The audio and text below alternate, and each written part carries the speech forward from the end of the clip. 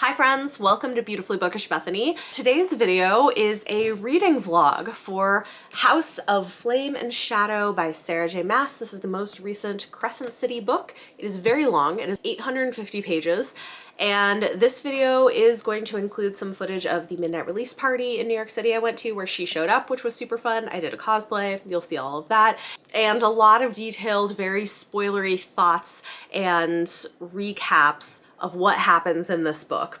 As I'm filming this intro, I'm a little less than halfway through the book, and I can tell you it's going to be a very long video, but if you've not read it or you are just not interested in the spoiler part of it, I will have a separate video coming out that will be an overall review of my thoughts on the book and the themes. So stay tuned if you want to see my thoughts. And if you're interested, I have basically done reading vlogs of I think almost every book she's come out with since I started doing BookTube. So I have vlogs for A Court of Silver Flames and the first two books in the Crescent City series.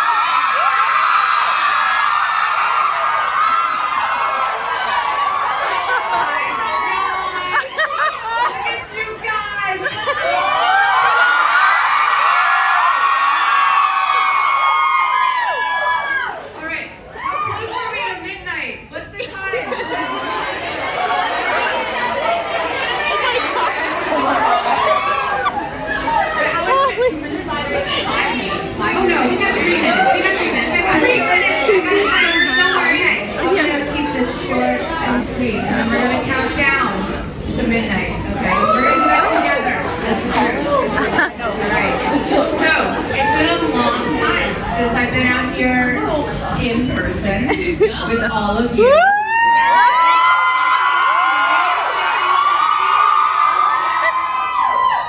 Okay. I grew up going to midnight release parties. Back when it was like not cool to be in. This was the dark times. So you could be shoved into a locker or a trash can just for being a nerd. And I love that now you guys can be free. To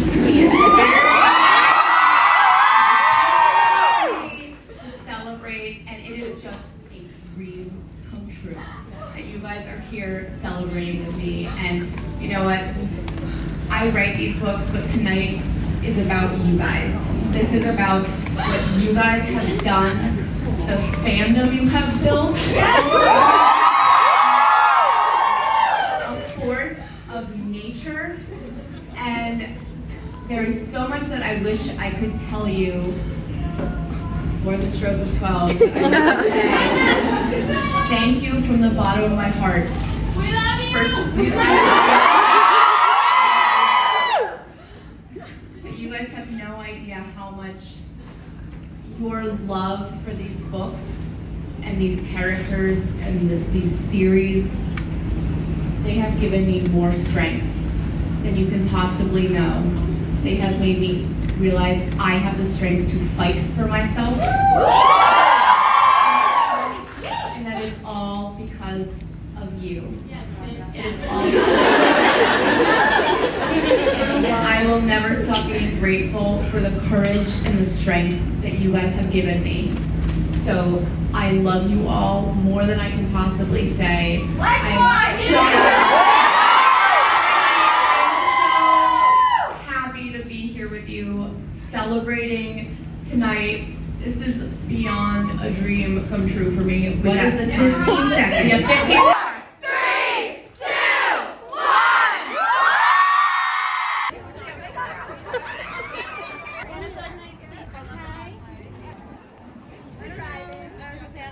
Good morning. It's like almost 10 o'clock and I'm still in bed. I mean, I woke up a little while ago and then was just like posting on social media. It was a late night for me. I am not used to being out that late. And then I was like so hyped up, I didn't actually fall asleep till after 2 o'clock. But I had so much fun at the midnight release party. It was really cool. So I did know Sarah was probably going to be there.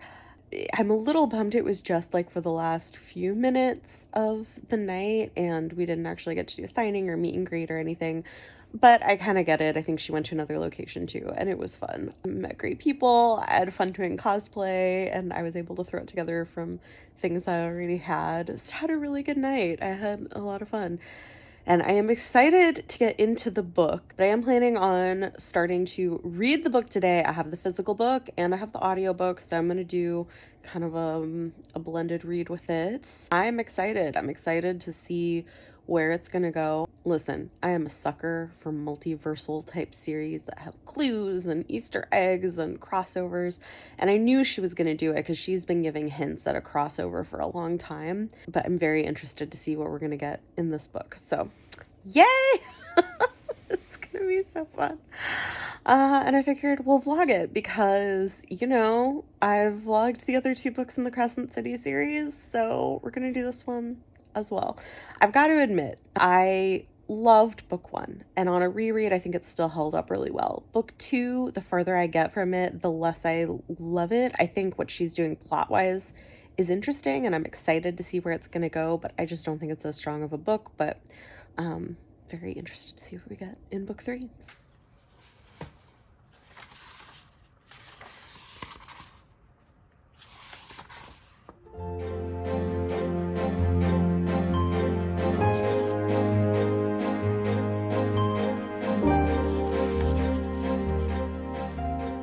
I am getting dressed. I'm about to do makeup because it turns out Sarah is going around and signing books at a bunch of indie bookstores around the city, and I kind of want to see if I can snag one if there's one not too far from me. Late, I have a headache. I was up way too late last night, but I took some ibuprofen. I'm gonna get myself together.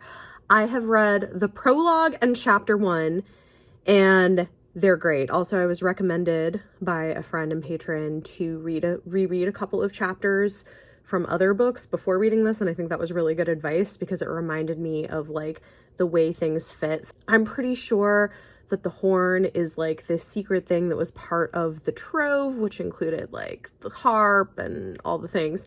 It is so fun and exciting to see Bryce being questioned by Rhysand and Asriel and Amren. Like, I'm so excited to be reading this. I don't think I realized quite how excited I was until I started reading it, and I was like, okay, this is happening. We're getting a crossover multiverse moment, and it's very exciting. I'm gonna get myself together and maybe listen to the audiobook. I was reading physically along with it for the first bit. I gotta do some makeup, so it's gonna be a mix, a blended read of the 2. Oh man, I'm so tired. I'm like, do I want to go out again today? Not really, but if I can get a signed book, that'd be cool. So we'll see what I can do. I'm ready for the day and I am almost done with chapter 3. They're long chapters. I'm having so much fun with it. Somebody told me, which I think is accurate, I want to say Izzy maybe said this, things seem to be better when Bryce and Hunt are not together, and I think that's true. I think it's more interesting. I think like that's the thing, is like the last book, they were together so much, but it wasn't as focused on the development of their relationship. I just don't think it was done as well. This is interesting, seeing Bryce have to deal with being in a different situation. We haven't gotten a Hunt perspective yet, probably because he's being tortured in a dungeon, so we'll see what's going on with that. Rune is also being tortured in a dungeon. Curious to see what happens with him and Lydia, the Hind, that whole romantic arc. I'm very into the enemies to lover. I I love that kind of thing. The angst, I feel like it's gonna be great. Then we have what's his name, who I know is very popular, and like it's escaping me right now because I've been like, I'm tired, y'all. But the merman, who is now in the court of this Venom Queen lady, and that's bad. So how's he gonna get out of that? Interested to see where it goes, enjoying the writing, enjoying the journey. I am gonna go to the Strand because I have a feeling she might end up there, and I'm hoping maybe I can pick up a signed copy. And then I know the indie edition of the book has a different extra chapter, so wish me luck. We'll see what happens.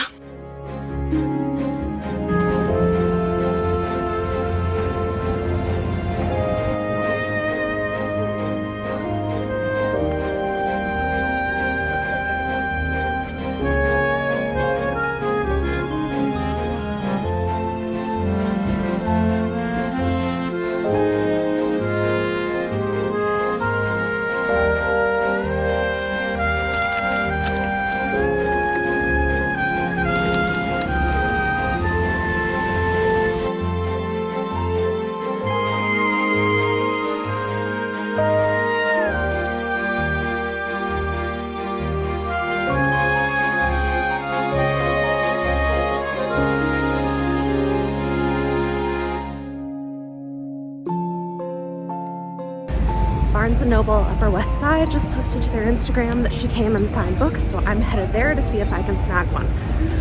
It's kind of fun listening to the audio. Still good. Almost there. See if there's any left. So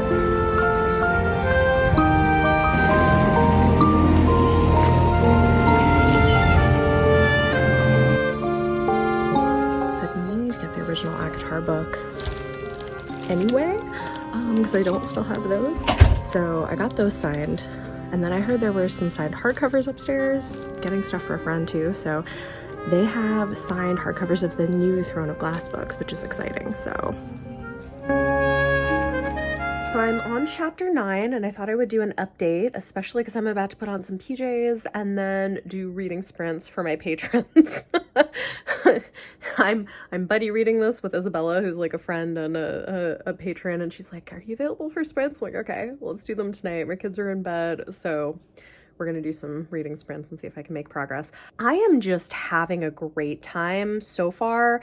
This has been much better and much more engaging than book 2. House of Sky and Breath could be a bit of a struggle to pay attention to and be interested in. I'm not having that problem with House of Flame and Shadow. I'm really enjoying it and seeing where it's going. Nesta and Bryce interacting is like everything I need in my life. It's perfect. The two of them. Oh, it's so good. It's so good. Like the dynamic there. Great. They got lost. She's supposed to bring Bryce back. It is delightful to watch that interaction happen on page. We got a Hunt perspective. Of course, he's miserable because he's being tortured, but also he was able to do mind contact with the Princess of Hell, try to see if Bryce made it there. And they're like, what? No, she's not here. They clearly have an inkling of where she might have ended up, but won't tell him. So why do they know? I don't know. And then they say something to Hunt about serving the purpose his father created him for. And Hunt's like, I don't have a father. And they're like, you don't ask the right questions. So who is Hunt's father? What purpose was he created for? We have questions that need some answers. I don't know what's going on. I am having a blast reading it. It's really good so far. So I'm going to listen to the rest of chapter 9 while I get myself together, get ready for reading sprints. And then we're going to sprint and see if I can get through some more of the book. But yeah, so far so good. It's been great. I am tired. I should show you all of the signed books that I got. I got some for myself and some for Isabella because she does not live here, and Sarah doesn't really do tours in the same way anymore, and so getting signed books is more challenging. I guess she signed a whole bunch of stock at what was her childhood bookstore, which is fun. I think the Barnes & Noble on the Upper West Side, and so I went there. Man, I am so tired, but I'm gonna read, so wish me luck. I'm gonna go get changed, listen to chapter 9. I will say, thus far, this has also been better paced than House of Earth and Blood, which, even though I loved it, did have some pacing issues early on. This has been really good. Good morning. Yes, I still have my Christmas tree up. I know. We're gonna take it down soon. My kid was sick. I was gonna do it last weekend. I'm so tired. I have a bar class this morning, so I gotta eat breakfast and have some coffee and hopefully wake up enough for that. Also, if you've done bar, it like kicks your butt, but I like it. It's like a good hard. Last night I finished chapter 19. Wow. Big reveals, lots of things happen. This is gonna be spoilers. I'm taking notes, but right now I don't have the brain power to talk about it. Just that the book is great. I'm loving the book. And interesting lore and world building things that are happening that we're learning. Anyway, I'm gonna have breakfast and coffee and go to my class. And then later I will check in and we'll discuss all of the spoiler things. This is my go-to breakfast. We have like a veggie hash that I make with garlic and olive oil. I get the veggies from Trader Joe's, eggs, and avocado, and then I will have coffee. Oh my God.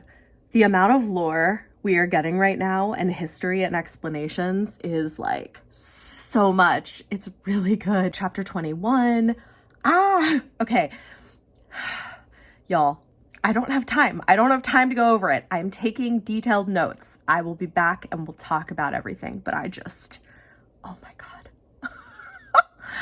I'm loving this so much and it makes me want to do a reread of the whole series. Knowing what we know now, it would be so fun. Stay tuned. The back of your mats. Okay, I am back home after my bar class.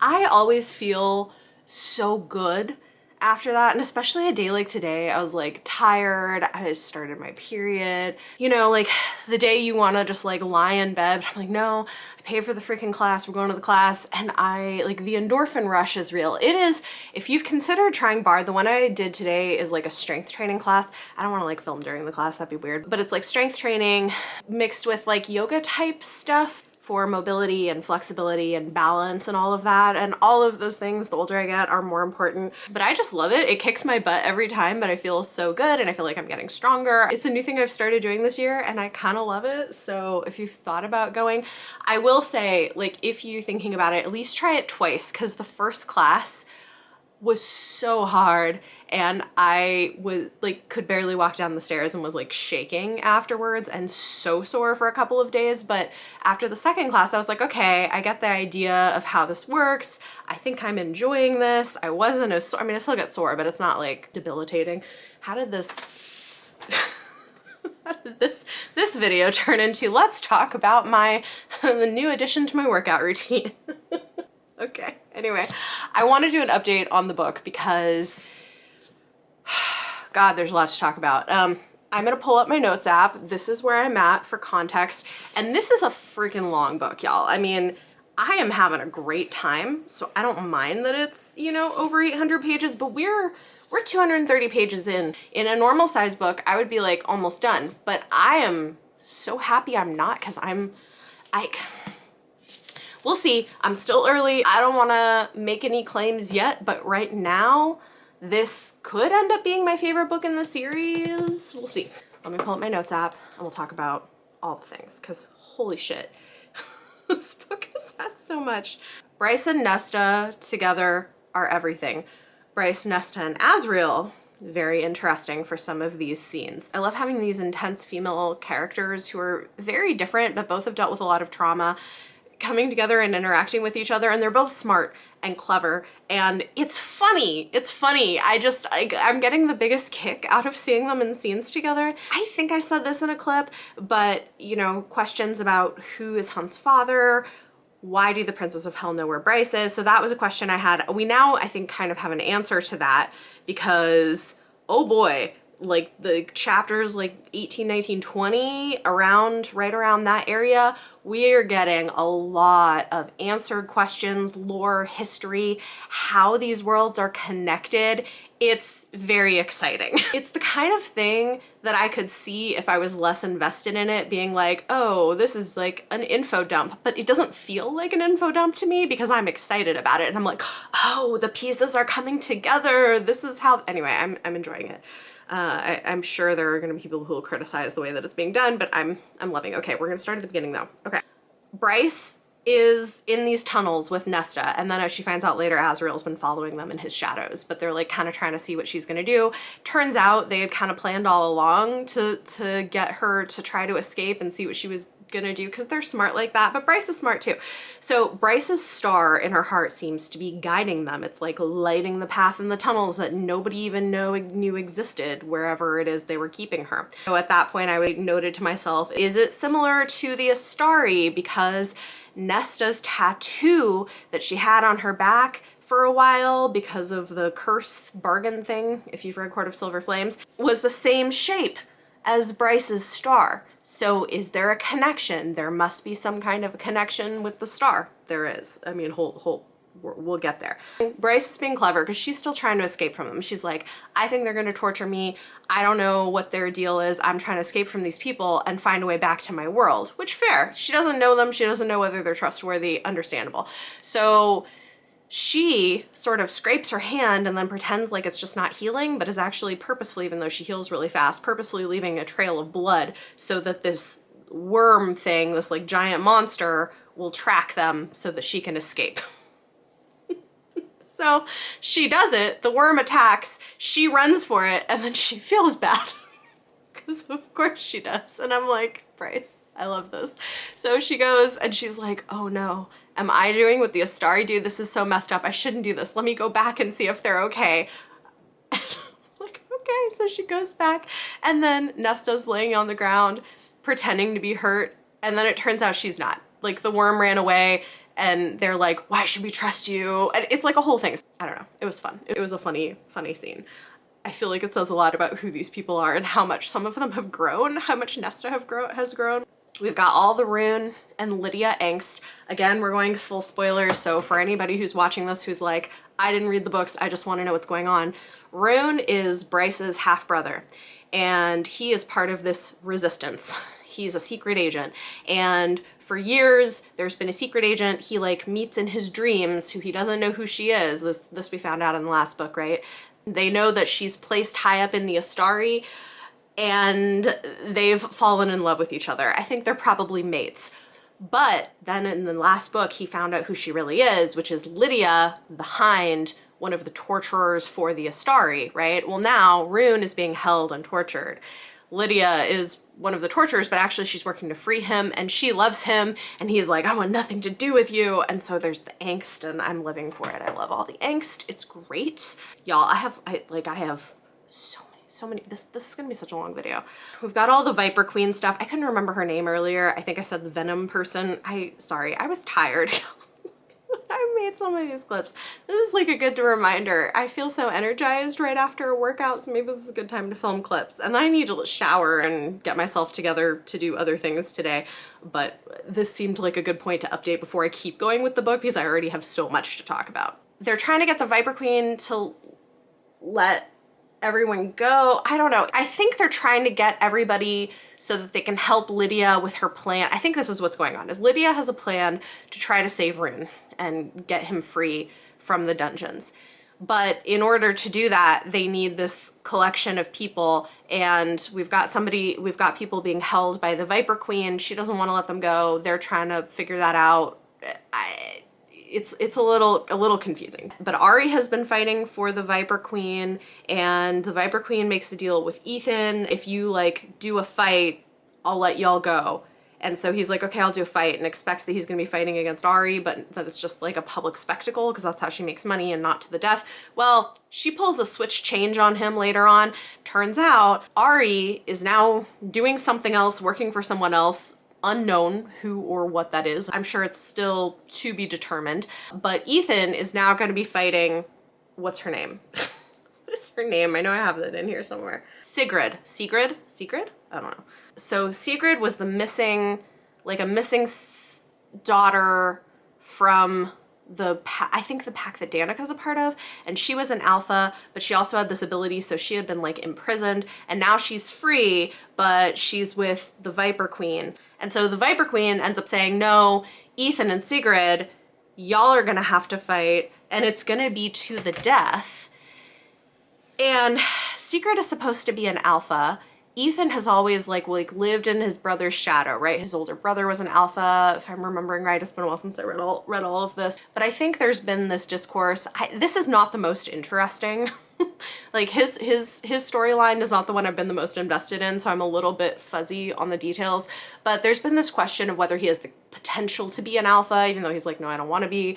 And obviously, because the wolf pack thing, trial by combat is how you decide the next alpha. You can challenge an existing alpha. So Sigrid is supposed to have been an alpha. They're fighting together. He's like, I don't want to hurt her. I don't want to kill her. And then he realizes, oh shit, she's going to kill me. And he goes to hit her and thinks he's going to get her shoulder with his claws or something. But then she moves and thinks she's going to escape, but doesn't realize how fast he is. Instead, he gets her through the heart and she dies. So does that mean Ethan is now an alpha? To be determined. I don't know. Again, not the plot line I'm most invested in. There are a lot of plot lines and a lot of characters, but it's interesting. Also, at some point we found out that they maybe fixed the Harpy, who I thought had been killed.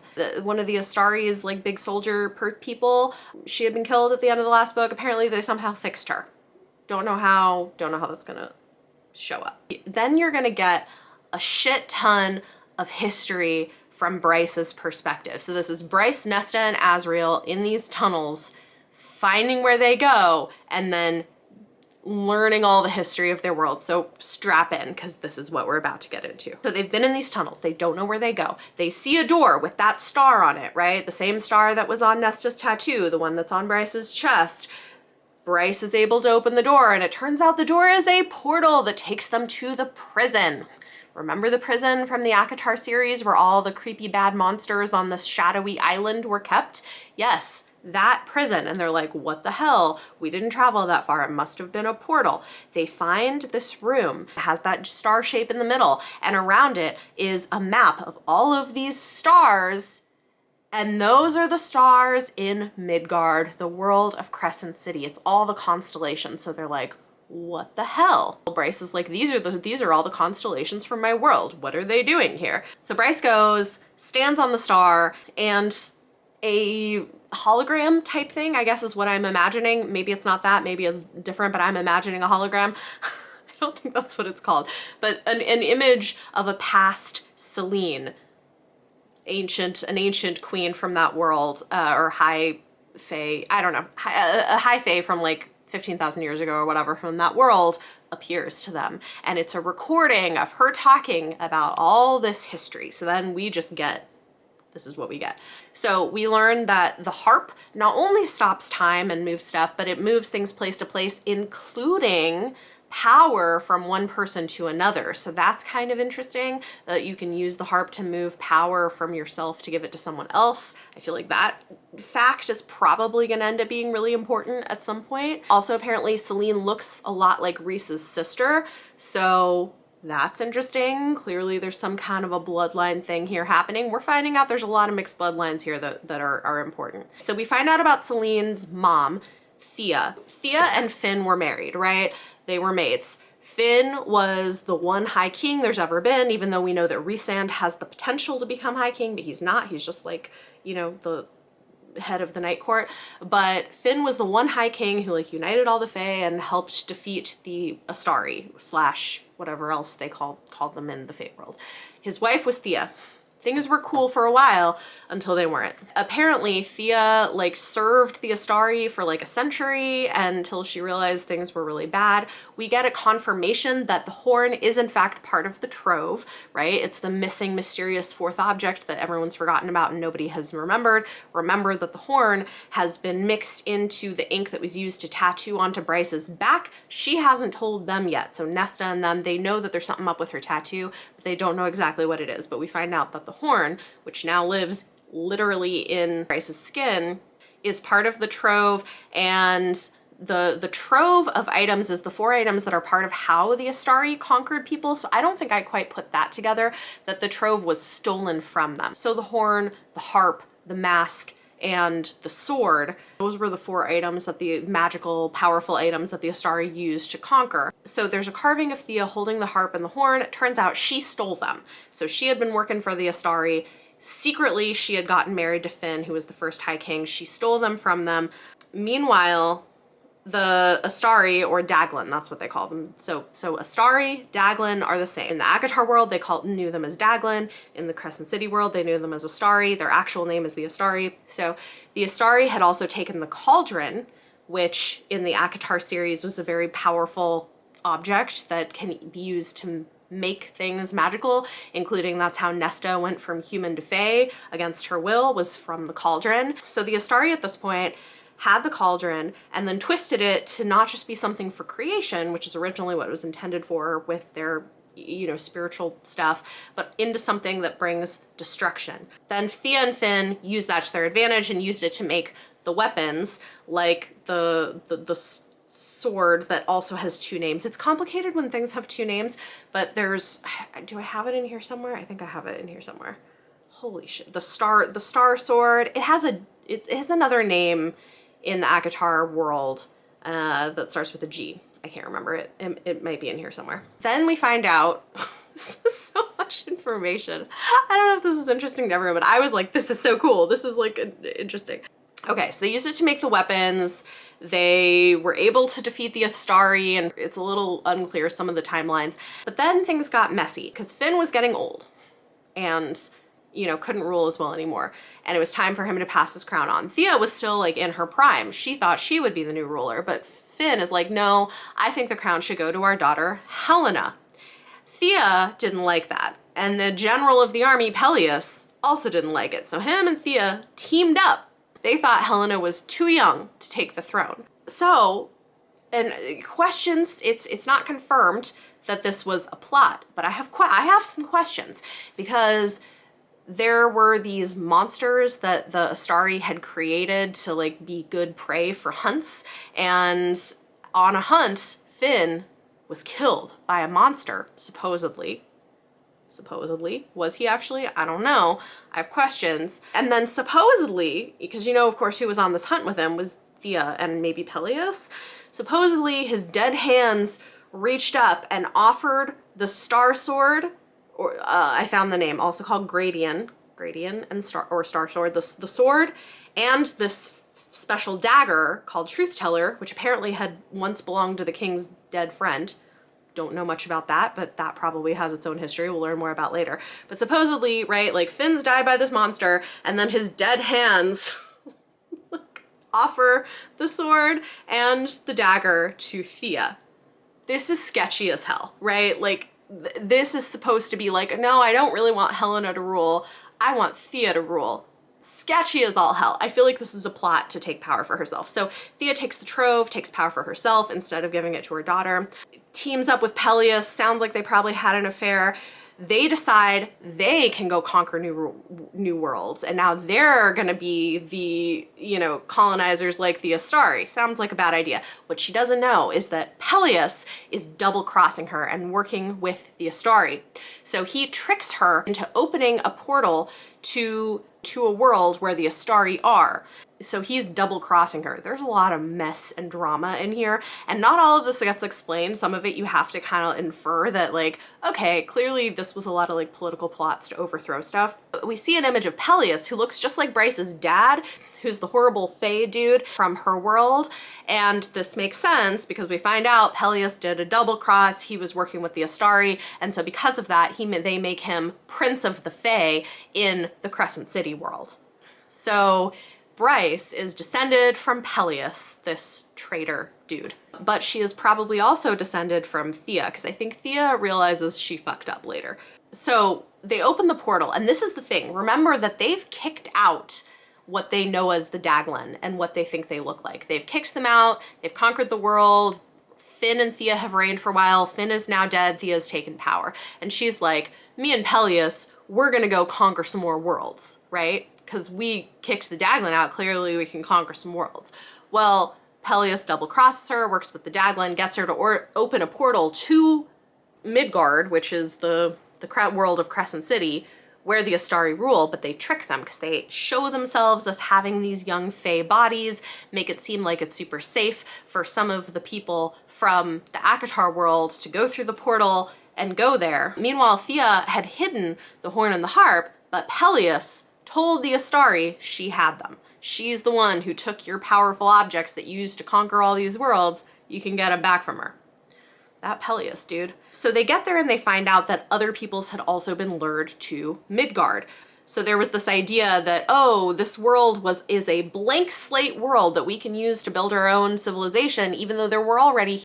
Okay, I had to change the battery and the camera overheated. Like, holy shit, how long is this video gonna be? There was so much, like so much information in this book. Okay, so what I think is really interesting about the messaging here is that there had been this idea that even though there was a human civilization, it was a blank slate, but it wasn't, and they massacred the indigenous humans, and that was a problem. I feel like clearly Sarah J Maas is intending to have a very anti-colonial message here in the way that this is being talked about, which I appreciate. I think she sometimes doesn't get enough credit for the things that she's putting in her books, especially now, especially in the Crescent City series. I don't know, I have a lot of thoughts about that, but appreciate that. So these shape-shifting fae, which we know are from the Throne of Glass world, also show up on Midgard. They'd come through from another world. They clearly had known Rigelus from the past. So I think what we're gonna find out is that some of the enemy through the portal that they're fighting in the Throne of Glass world is probably the Astari. I think eventually that's the information we're gonna get. So all three series are very much connected, and I'm excited to see it all come together in the future books. I don't think we're gonna get all of that in this one. Isabella, who I've been reading this with, was saying, and I think I saw someone else too, that some people were expecting this book to be like the Avengers and it's more like Spider-Man Homecoming, which I think is accurate, that like we're getting certain characters teaming up here, but it's not everyone yet. But I do feel like the series is leading up to that eventually, which is so exciting. I love this stuff. So what's interesting is Thea, Helena, Selene. Helena, Selene are the daughters, right? Thea's the mom, that questionable, but she realizes she messed up. They find out about Hell, which is this other world, the one world that had successfully kicked out the Astari and like never let them overcome. They ask Hell for help. It's the same prince, Prince Adis, who's the person that Bryce was supposed to go to Hell to ask for help. It's H-E-L, not H-E-L-L. Anyway, it's another world, but it's the same one. So he's clearly been alive for more than 15,000 years, which is wild unless there's wonky time stuff happening.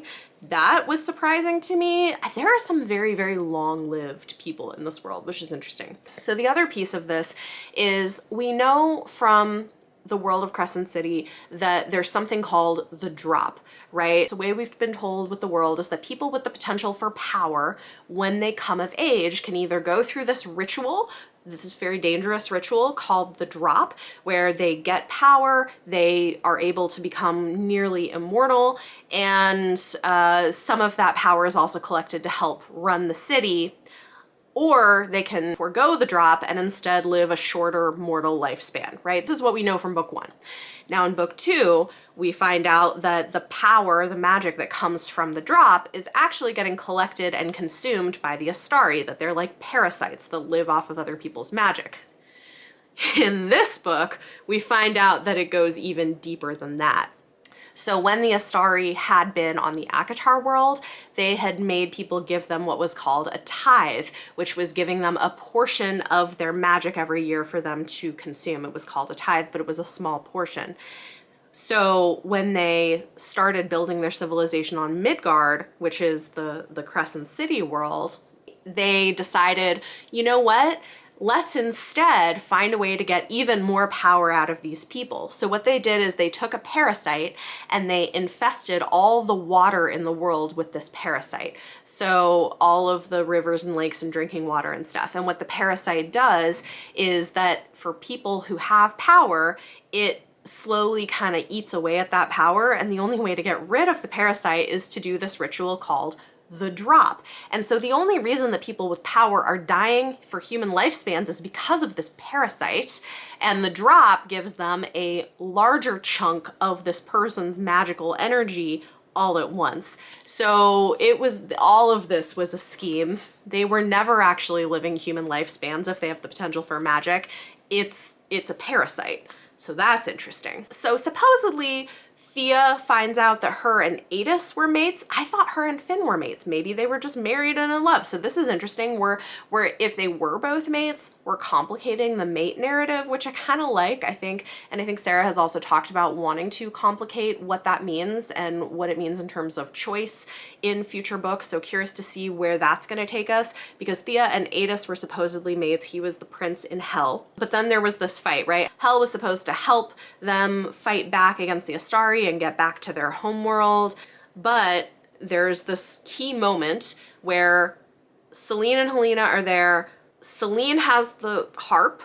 Helena has the horn, but Helena reaches out, uses the harp to push her sister away from her and hold on to the horn to push her back through the portal out of Midgard and into the Akatar planet.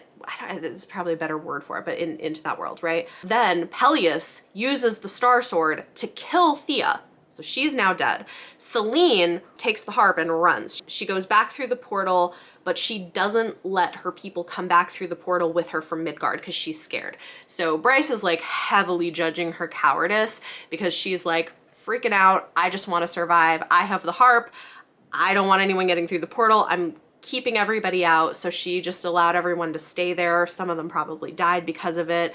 And then she hid everything. She's the one who turned it from her childhood home into a prison. So we now know that Thea's dead. Helena's on the other side of the portal. So she has a history in Bryce's world. Selene is on the Akatar world, and she takes her childhood home and decides to make it cursed. So she turns it into a prison where she collects these old, ancient, dangerous beasts and monsters that the Astari had created and imprisons them in what had been her childhood home. She also puts all of these wards around it. She hides the harp there. She like removes all of this history from people knowing it so that it gets forgotten. And she keys the wards to her son's blood when she gets married. One thing that I didn't say that I think is interesting is that before she died, before this happened, Thea, who carried this same star in her chest, sort of like what Bryce has, which we find out is the light of the evening star or the dusk star, she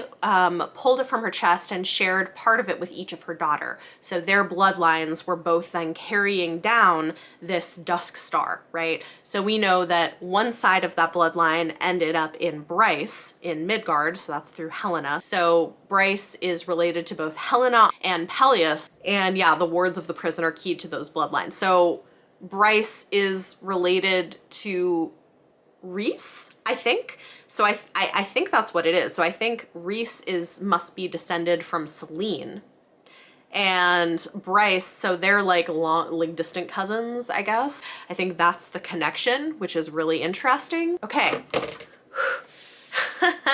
And we are only here, y'all. We're only here. So that's all of like the history. She doesn't elaborate on all of this, otherwise it would be a whole lot longer, but there's a lot of inferences you can draw from it. I am so into this. This is my favorite thing that we get from her, is when we get all of these moving pieces coming together, puzzle pieces coming into play, and I'm so jazzed. So I'm gonna go take a shower. I've gotta get some soup cooking for dinner tonight, and I'm gonna keep reading and I will check back in. But so far, y'all, I'm having the best time. All right, had lunch, took a shower. I'm about to do my makeup, but we had a couple things happen that I wanted to talk about. So Bryce is now super powerful. She leveled up because there was an extra part of this starlight power thing in the prison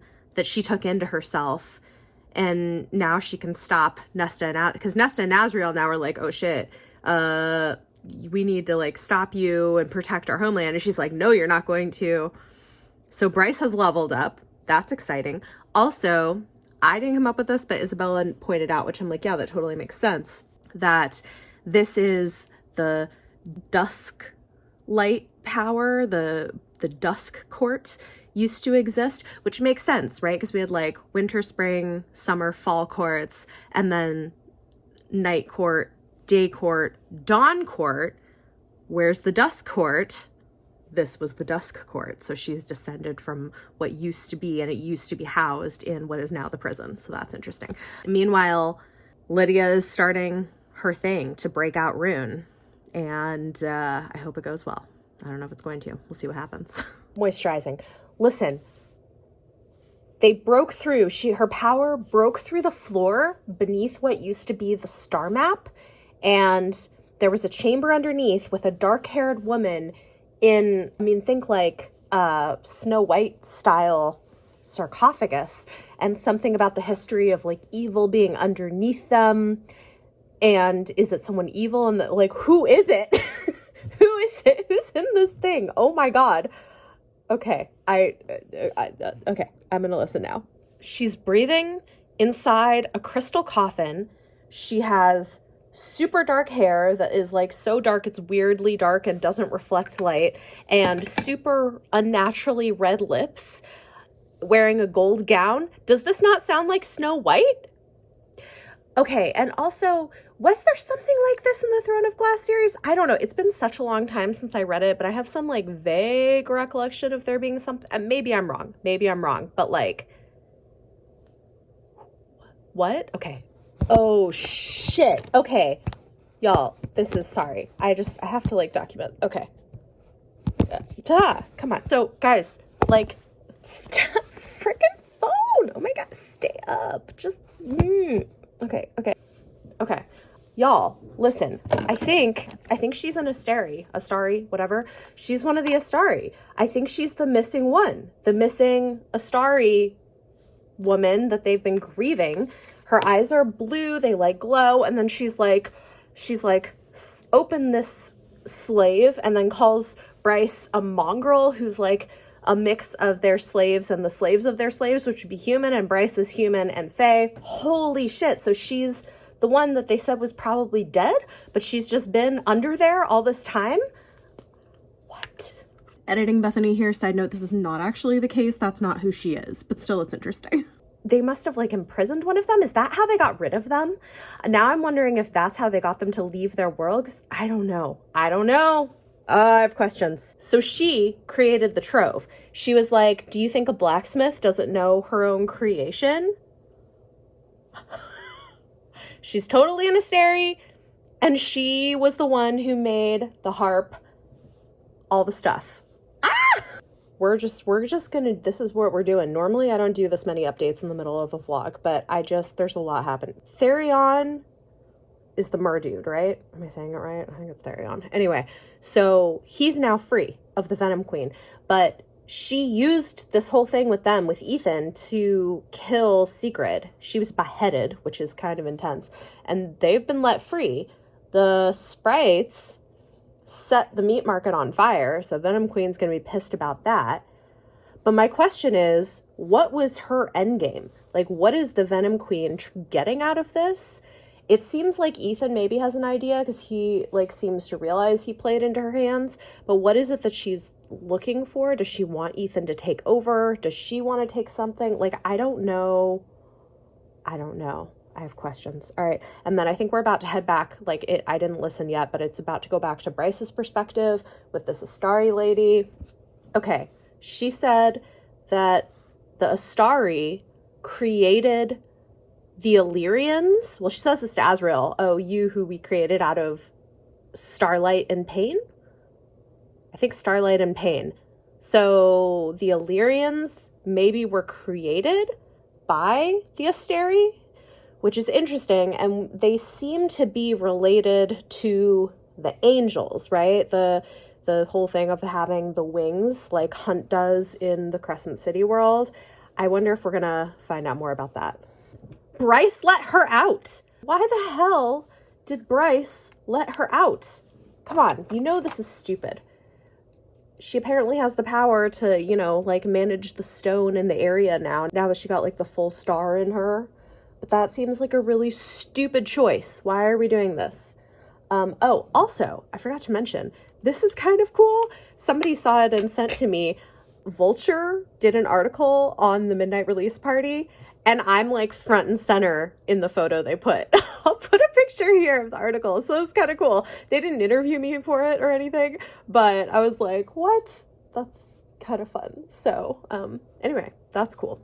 They let her out. She's weak at least, so it seems like she can't do much since she hasn't fed, but her name is Vesperus, and the name of the evening star is Hesperus in Bryce's world. And she's like, what? I'm the evening star. So what's up with that? I don't know. They've got her talking. We're hearing about the home world of the Astari, which is interesting. A green planet that had resources and lots of magic, but they used it up, and there were wars between the different people groups. And so some of them became wayfarers and went and found other places, but then their magic dwindled. When they got to other places, they didn't realize how much of their magic came from their home world, and so they were kind of stuck. So they pooled their magic together to create the cauldron. And it's a kill switch, because if you destroy the cauldron, it will destroy that world. And she said that they put kill switches in a bunch of worlds. She casually knows Rigelus from the Crescent City world. She's impressed that they figured out the whole parasite thing, because they hate the fact that the tithe required consent. There's this whole thing of the Astari think that they are superior, and that it's just the natural order of things, that they're in charge and they're better than everybody else. One thing that I think is interesting is that part of how they kind of got the Fae to go along with things for so long originally, especially is by giving the Fae, the humans, to rule over, which, is honestly like a classic tool of oppression and things like white supremacy, right? Similar to the way that the ruling class that had been enslaving people and, wanted to run things used ideas of white supremacy to keep Black people and the white poor and working class from banding together. And we know from history that this was actually a thing that they did, that was part of how they kept them in their place. So I think it's interesting that this whole thing of the Astari, the Fae, and the humans, to a certain extent, is sort of mirroring that approach. There's some nuance here. I think what's interesting about this is people like to be like, oh, it's just like fairy smut. You want to know what? There has not been any sex in this book, and we're probably 300 pages in. And that's not to say that some of her books don't have a lot of sex in them, or that I think there's anything wrong with it, but I think she doesn't get enough credit for how much is really going on here. Anyway. Okay, so they kept talking to her. They found out that they put caches of power in thin places. You can tell because they're surrounded by mist. So like the Bone Quarter in Midgard, or the island where the prison is located, or the place where Bryce came through in the first place. And then they put the sword through her heart when she was about to try to tap power from underneath the rock. So I don't know if she's dead or not. I guess we'll see, but very interesting. So it is like 4:30 the next day.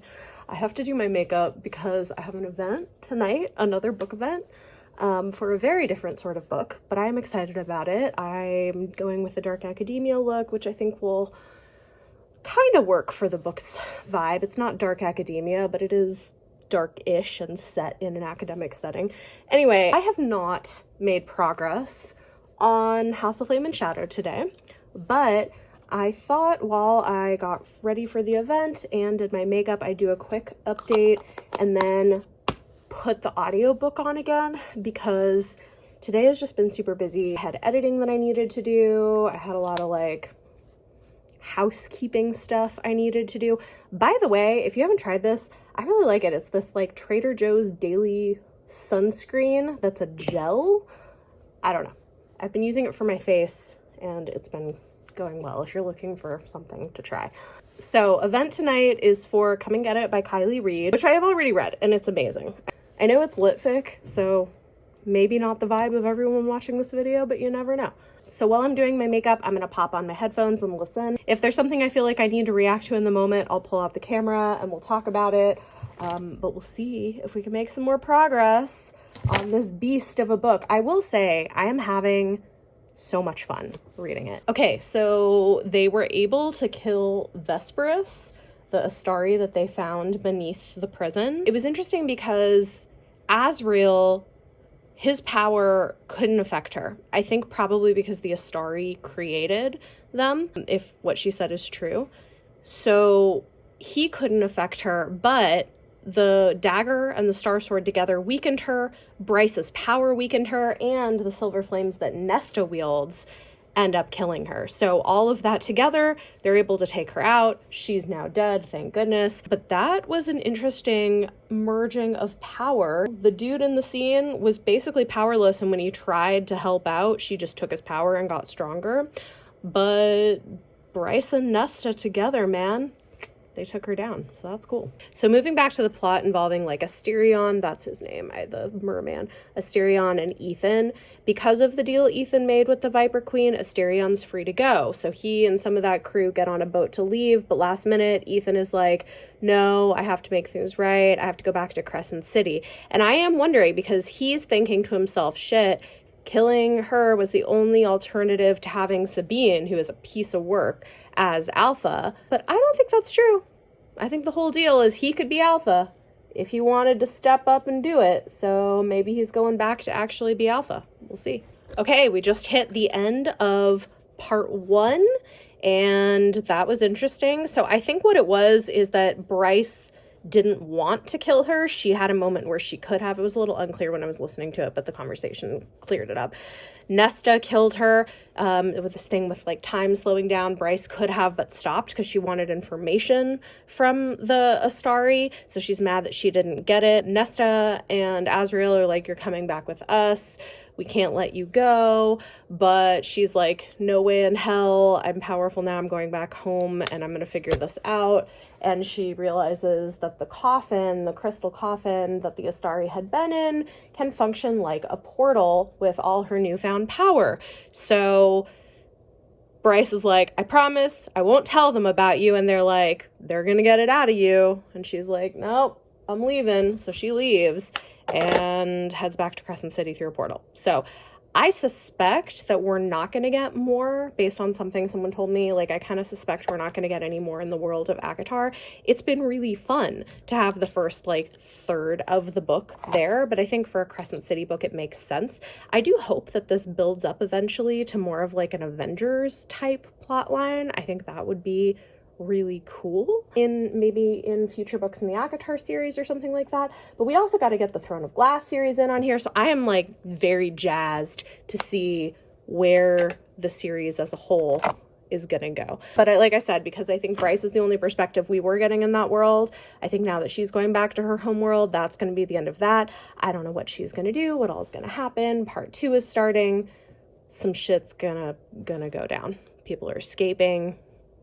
We'll see what happens. Chapter 28, super interesting. We have Hunt's perspective. He's talking to Adis, the Prince of Hell, and he finds out, because Adis has been doing some digging with his spies, that, which I don't think I mentioned this, that Regulus, whatever, the Stary dude, convinced him to give him some of his lightning in exchange for not killing the people he was locked up with. And they didn't know why he wanted some of Hunt's lightning power. Turns out they think that they can raise the dead with it. So I think they're trying to create an army of dead soldiers. So are we going to get zombie soldiers? That could be interesting. Once again, we have Ada saying, well, maybe Regulus figured out what your father bred you for. What did my father breed me for? That's a story for another time. So we don't have answers on that yet, but clearly that's something important. Bryce is back in Crescent City, and of course the portal landed her right in the Autumn King, her bastard of a father's study. So he now has her imprisoned, and we don't know what he wants from her exactly. He suspects where she is because he notices that she's got like the sword and the dagger now. So we'll see how that goes. Done with my makeup. Bryce is playing 20 questions with her dad. She knows Hunt and Rune are alive. He suspects she went to the Fae homeworld and wants to know about it. I gotta go to my event.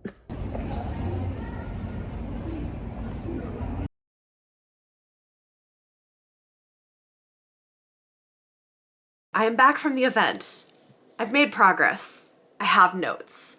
So we're doing another like long sit down thing. This video is gonna be so long. I have made it pretty far, almost 350 pages. So I have read the equivalent of an average length book, almost halfway. Done. I'm continuing to enjoy it though. But a lot is happening because there's multiple timelines and perspectives and things going on. So here we go. Ethan, who ran back to try to fix stuff, went to Jessica. Remember Jessica? Jessica was Bryce's former employer, who's got a mysterious background that we're about to learn about. I'm gonna try to organize this so that even though I didn't read this in buckets of it was more mixed up, I'm gonna try to tell it back to you in a more straightforward fashion. So we'll see if I can manage this. He goes to Jessica because she has maybe some knowledge of necromancy or connections to necromancers is really the way to put it. And he wants to bring back Sigrid from the dead. So Jessica's like, cool, I will put her in cold storage and you can take over Bryce's job and work for me until there's a necromancer around who's available to do that for you. And Ethan is like, fine. So he's now working for Jessica. Funny side note, she tells him that Bryce set the password on the computer and it is Jelly Jubilee, which is a reference to her sort of My Little Pony type favorite childhood toys from book 1, which I thought was cute. We find out some interesting things about Jessica. So Jessica's like, dude, you keep asking questions. Bryce knew when to keep her mouth shut and not ask questions. You keep asking. My question though is, she lays her cards on the table a little bit. She normally holds things pretty close to the vest. And so I have questions as to why she's sharing this information with Ethan. Is this a flawed writing thing where Sarah's like, I want to give you this information, so I'm just going to have her say it? Or is this a Jessica has a reason for sharing this information with Ethan? I don't know. Jessica has these amulets that the human priestesses of Parthos wore. Parthos was the ancient human civilization that existed before the Asteri. Also, I realized I maybe have been saying Astari some of the time. It's Asteri, so if you're here to correct me on my pronunciation, please don't. I'm aware, thank you. Asteri. So Parthos was this advanced human civilization that existed before the Fae or the Asteri came to Midgard, right? And they had this huge library, the Library of Parthos, and there were priestesses who cared for the books, most of which were destroyed when the Asteri came and took over. One thing I do want to point out that is interesting, that is becoming a major underlying theme in this book series, and I think you see it spelled out even more in this book, there is this really anti-colonial theme in the books, which I find really interesting, of showing the problematic nature of an occupying force coming into a place and oppressing or killing the indigenous people that once lived there, or enslaving them and causing them to be a lower rung of society. That is a major theme in this book. And I do think it's interesting because I feel like she doesn't talk publicly about a lot of it often, but the places that you sometimes do see Sarah's politics are in things in her more recent books that she puts in, like that, things that causes that she donates to and supports. So do with that information what you will. Just saying. So what we find out, and again, I'm like, why is Jessica telling Ethan all of this all of a sudden? I don't know. But we find out that Jessica actually was one of these priestesses, that she was with the one boat of books that survived, but then they were captured by Apollos, who was one of the Asteri. And he was convinced, well, if you're willing to die for these books, there must be some kind of military value to them. And he's like, you're going to tell me what the military secrets of the books are. And Jessica's like, there's no military secrets. And so he cursed her with youth, which is kind of funny. But I mean, like, over a long enough period of time, which at this point is like 15,000 years, it kind of is, right? Like, you can't die, you can't age. So if she doesn't do anything to fix it magically, because she now has some magic as well, she looks like this very young woman. So she used to be one of these priestesses. She's very old. We knew she was old. We knew she had secrets. We're learning some of them. So this is why she has all of the books in her office, why she protects them. And she says that she's not ready to break the curse yet because she wants to create a world where the books will survive. It'll be a good world for the books. I think that's Interesting. Now that did not happen all at once. That happened across multiple scenes. But that's what's going on with that storyline. Then we have the Bryce and Dad storyline, and I really enjoyed the direction this went, right? So we know that Bryce made a portal that ended up in her dad's study. He's got her in these handcuffs. The thing is that she has this whole conversation with him because her dad was a terrible father and a terrible person, but was obsessed with experiments about light. He didn't carry light himself. He wasn't gifted. He wished he was, but he studies it. Studying light, wants to understand more and possibly how to weaponize it maybe against Asteri, although he wouldn't say that. There's some back and forth. He talks about how you'd have to be really powerful to wield the sword and the dagger together and how she doesn't know what she's talking about, and that Rune didn't have enough power, but Bryce is like, well, clearly I do. You know, they kind of have back and forth banter. Turns out that her dad knows that Hunt and Rune escaped. It's unclear whether he knew before they escaped or whether after. So I have questions about, is he involved in the resistance? Is he involved with the Asteri? I'm not sure. We find out that a woman has never before claimed the Star Sword because of misogyny. The island, what is the island called? Avalon, which I think is supposed to be close to Avalon, but the Misty Island or whatever, Avalon, never allowed women into the Cave of Princes where the sword was stored, so a woman could never claim it. Because of course. Her dad did do some digging into the ancient text there. He doesn't have all the information, but he does tell us that somehow, we don't know how, somehow the Star Sword and the dagger can be commanded to merge. And when they merge, it's this thing of like matter and antimatter that can create a portal into a place of nothingness.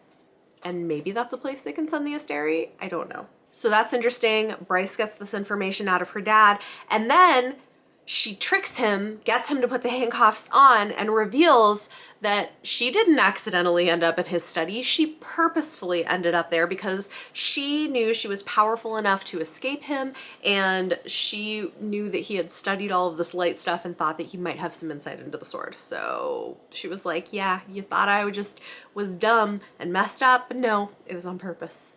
So that was fun. So we have Ethan and Jessica, Bryce and her dad, and then the third kind of big general plot line is the escape, right? So Lydia gets Rune and Athalar and the other guy, I forget his name, out. There's a big escape. The Queen of the Sprites helps them by causing an explosion as a distraction.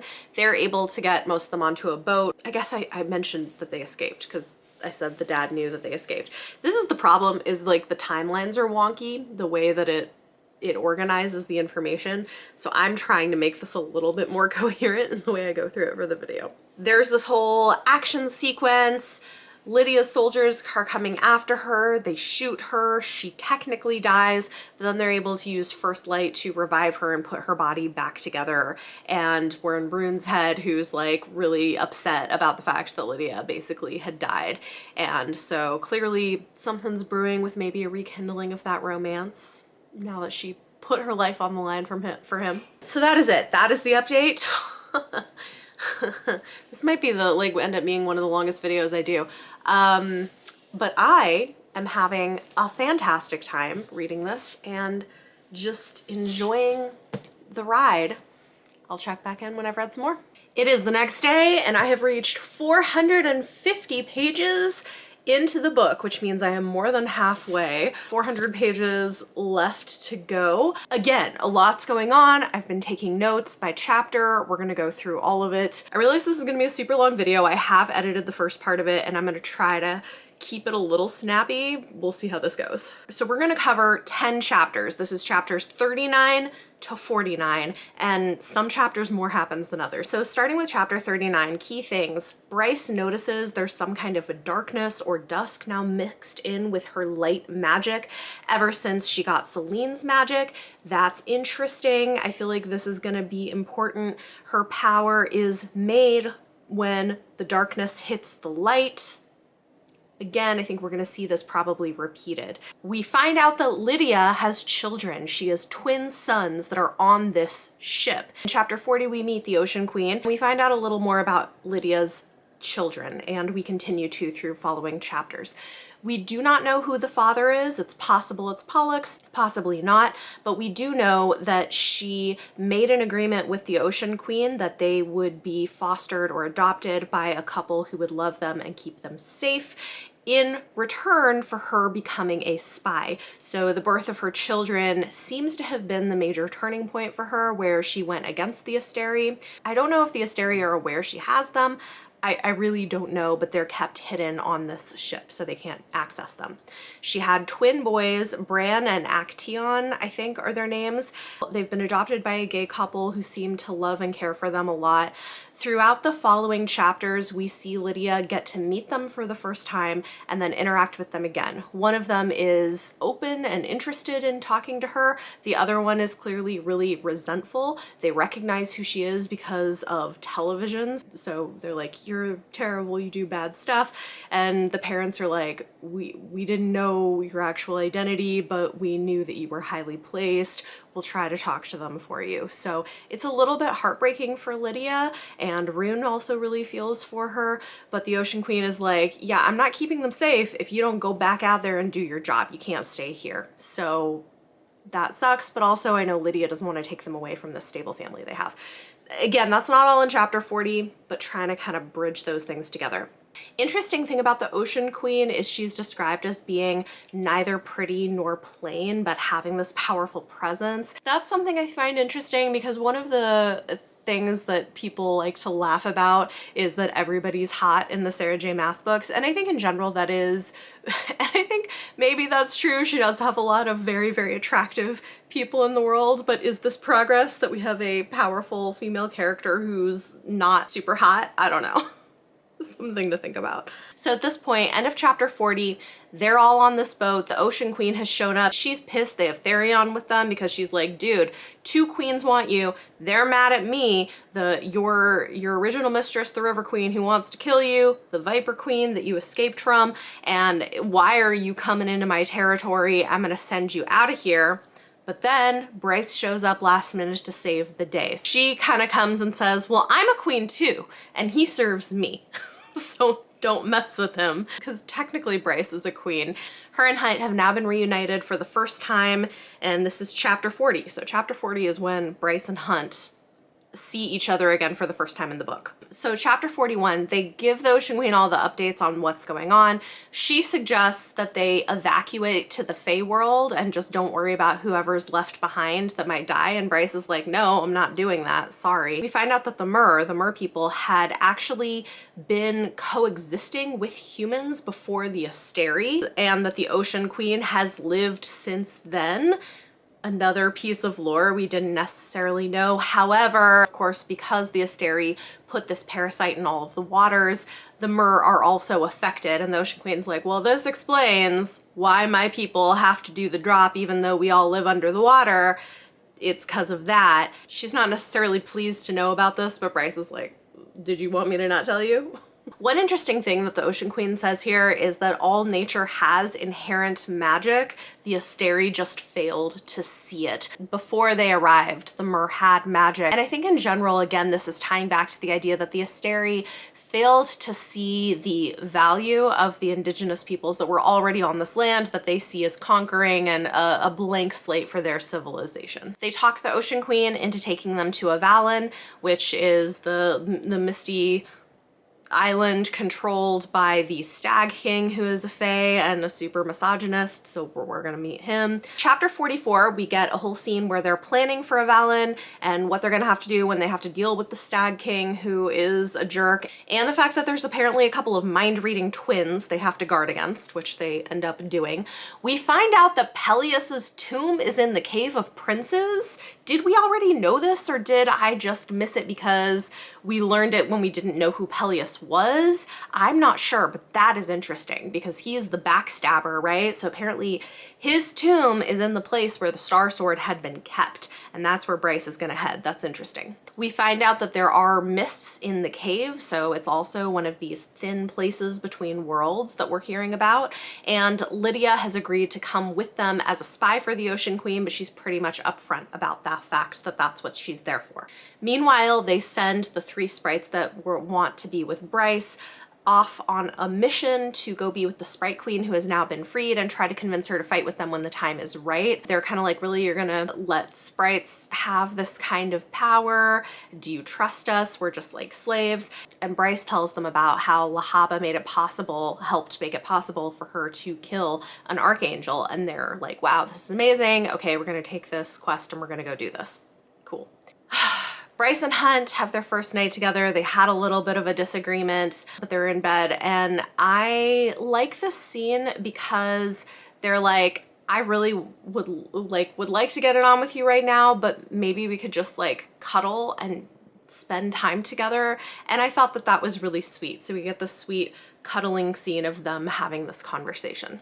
Again, though, I gotta say, we're more than halfway through. No sex so far. So the people who are just there for that may not love this. I like that it's so focused on the plot. I actually am enjoying it more. We had more sex in the last book, but I just didn't feel like it had the emotional resonance that I wanted it to have to really feel meaningful. So I'm liking the way she's going with this. Meanwhile, back in Crescent City, we've got some things going on with Jessica and Ethan, who is working for her. The guy who had Sigrid contained comes by and wants her returned. They're like, no, but they pay him off to leave. And then Hypaxia shows up with her necromancer powers, and she's the one that is maybe gonna try to bring Sigrid back to life. We'll see how this goes.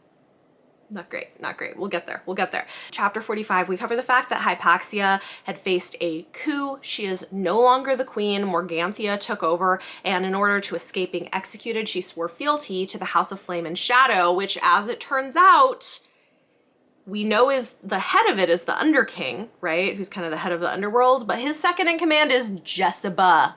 Jessica is second in command for House of Flame and Shadow. Interesting. I think also we're starting to see why this book is titled House of Flame and Shadow. I think earlier I said something about Apollos and I was wrong. It's Apollyon. Apollyon is the one who cursed Jessica, so mistake there. Hypaxia is like, I'm gonna help, but first I gotta go swear some oaths at the Black Dock that we don't learn anything else about, but apparently there are oaths that must be sworn to the Underking. Jessica has been doing stuff trying to loosen Apollyon's hold on her with the curse. She learned that dragonfire is one of the only things that works against a prince of hell. And so this is where we're like, wait, what was going on with Ari or Ariadne when she kind of took off to do a new thing? Well, Jessica seems to have been behind it, where she recruited her to go and guard the mystics that work for Apollyon so that she has her in place when she's ready to make her move and get rid of her curse. We find out a little bit more about how the Asteri have been breeding the wolf packs with the hellhounds for a lot of years and had very tightly controlled those bloodlines, all leading up to Danica, who they eliminated because she was extremely powerful but clearly wasn't going to be on their side. So that's interesting. And we also find out that the Underking is forbidden to touch Connor's soul. Connor had been the alpha and is Ethan's older brother. The Underking is forbidden to touch his soul. Jessica says this is because he's incredibly valuable because of his meaning to people like Bryce and Ethan. And Ethan's like, well, I'm nothing. And Jessica looks at him like, Again, I think Ethan is supposed to be the alpha. He doesn't see it yet, but I think that's where we're going. Chapter 46. They arrive at the mists of the island of Avalon. Don't know how to get in because there's wards and stuff. Turns out if you got the Star Sword, you get automatic access. Bryce pulls the sword, a door opens in the mist, and this weird boat with a stag head that speaks through the voice of the king comes and picks them up. Last minute, Therion, who is supposed to stay back with the Ocean Queen, hops onto the boat and runs off with them, and the Ocean Queen is kind of pissed about it. Chapter 47, they're on the island, they meet with King Morven. He's kind of an asshole and misogynist, everybody's shocked. And then the two twins who are the mind readers that they gotta protect against, and they do that fairly successfully, come out with a fae female, and this turns out to be Tristan Flynn's sister, who is there in trouble. Her name is Sophia. We find out more about Sophia in chapter 48, but the other key thing in chapter 47 is we now have Hypaxia doing her necromancy. She's got to sew Sigrid's head back on before she tries to bring her soul back. Chapter 48, we find out that, yeah, King Morven is sort of allowing refugee fae onto his island, but only women and only if they agree to marry, because he thinks that women's only value is in their ability to give birth to children. I told you is it a little bit over the top? Yes. Do I still hate him? Also, yes. Yeah. I mean, it's still satisfying to see Bryce stand up to him and kind of like, I don't know. It just is. He tells Bryce, you're forbidden to go into the archives or the Cave of Princes because you're a woman and they're forbidden. And Bryce is like, yeah, I don't care. I'm going. And then she's like, hey, I got my dad's journal. You let me in? You can have it. But I'm doing it regardless. Then Bryce says Sophia is coming with us too, because she's not going to let her get forced into marriage to one of these twins when she's rejecting it. Her parents also sound like a piece of work. They're okay with this. They're like, she keeps rejecting too many men. Make her marry someone. And Bryce is like, no, she's coming with us. And the king's like, she's an unmarried female. She can't go with you. And her brother's like, well, I can chaperone. He's like, you can't chaperone. You are not appropriate. So then Therion's like, I'll marry her. You will? Oh, okay. That's interesting. So we're gonna see where that goes. End of chapter 48. We're back with the necromancy stuff. And we had an oopsie. Whoops. Hypaxia tries to bring her back. But instead, Sigrid is brought back as a Reaper, which is basically like a zombie with these like creepy green eyes. And the Underking shows up in chapter 49 saying, I just gave her an option. She could either have returned to life or come back as this and be my servant as a Reaper. And he disappears with her. And she's like, you killed me. So we now have a zombie Sigrid. But maybe there will be another chance, because Hypaxia's like, well, it's possible that under the right circumstances we could try again, give her a second chance to make this choice. Maybe after a few days as a Reaper, she won't want to be a Reaper anymore. But to do that, we need a Thunderbird, because Thunderbirds apparently have power that can enhance necromancy and could give her another chance. But the last Thunderbird is dead, Sophie. The thing is, there's a lot of people being brought back to life here, which kind of is cheating, but I don't know. It makes it interesting because you never know, like, is anybody ever permanently dead? Yes, sometimes, but not necessarily. So they're like, well, maybe we can try this necromancy thing again since it worked so well the first time. If we can find Sophie's body.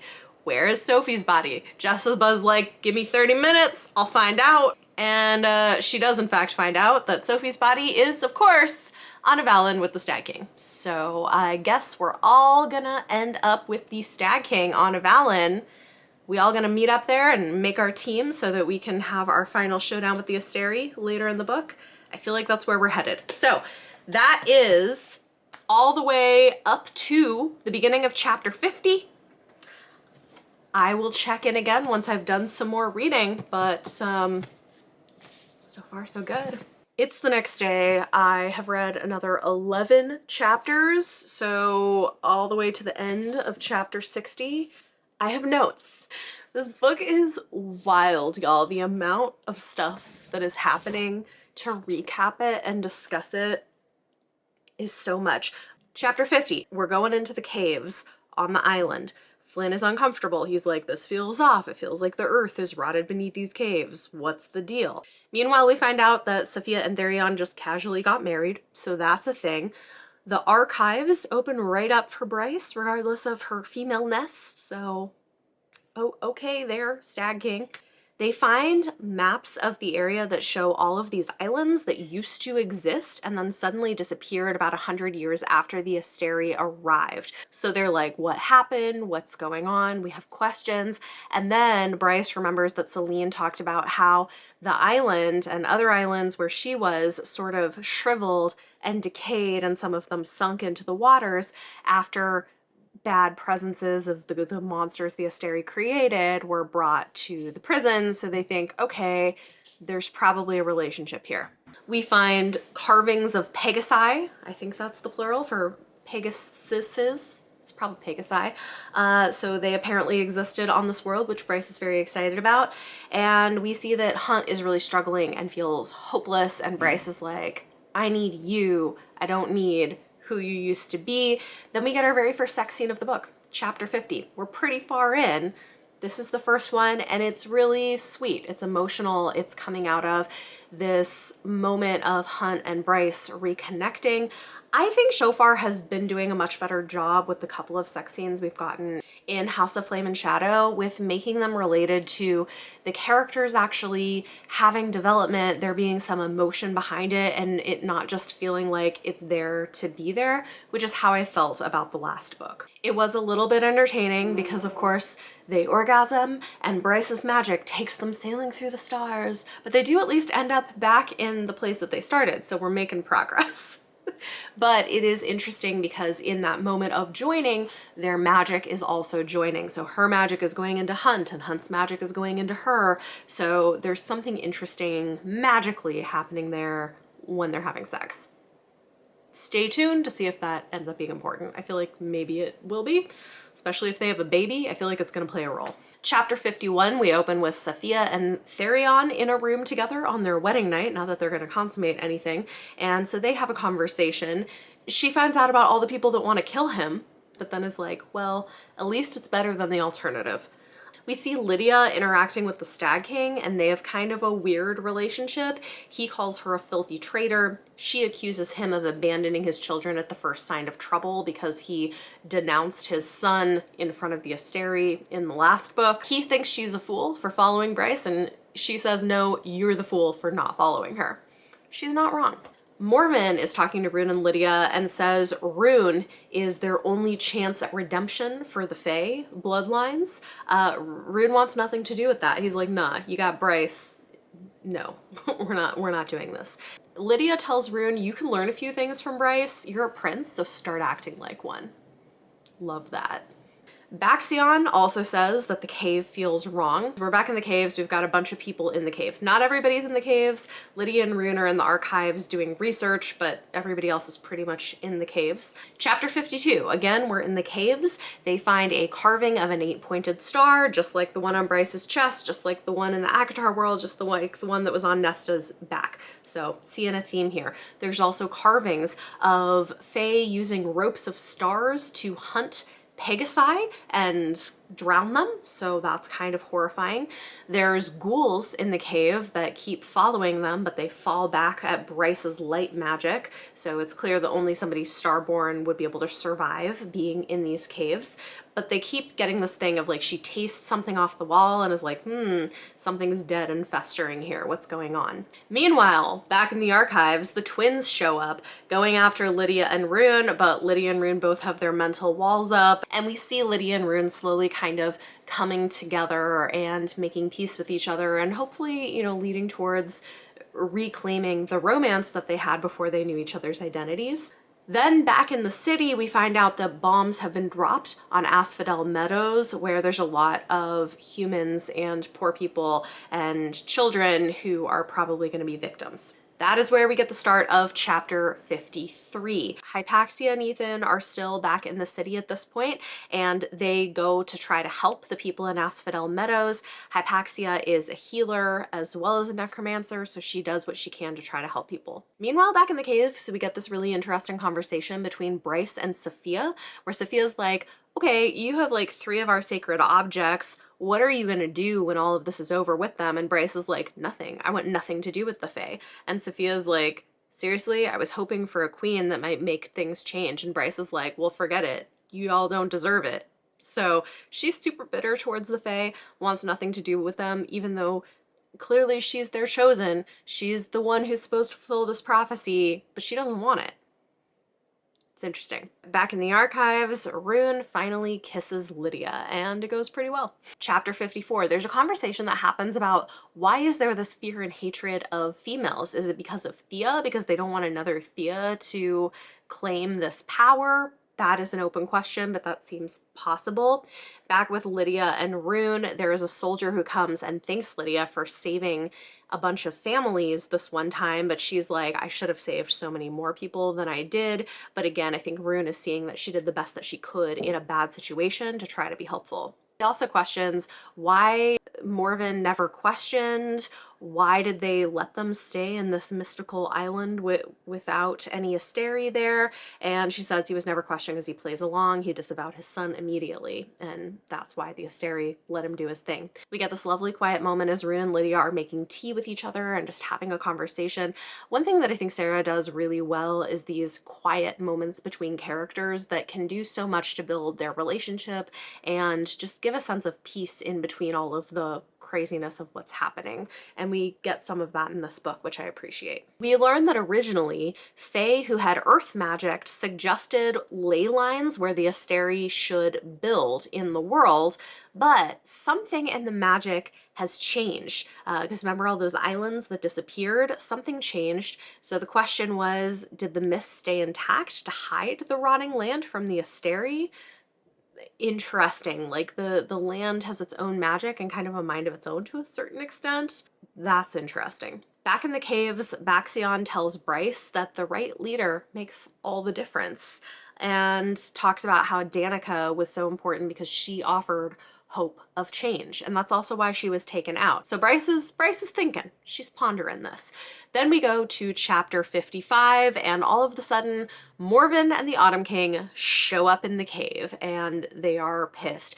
Bryce confronts them, and I was like, hell yeah, Bryce. I love this, talking back to her dad and her uncle who are being absolute misogynist jerks about everything.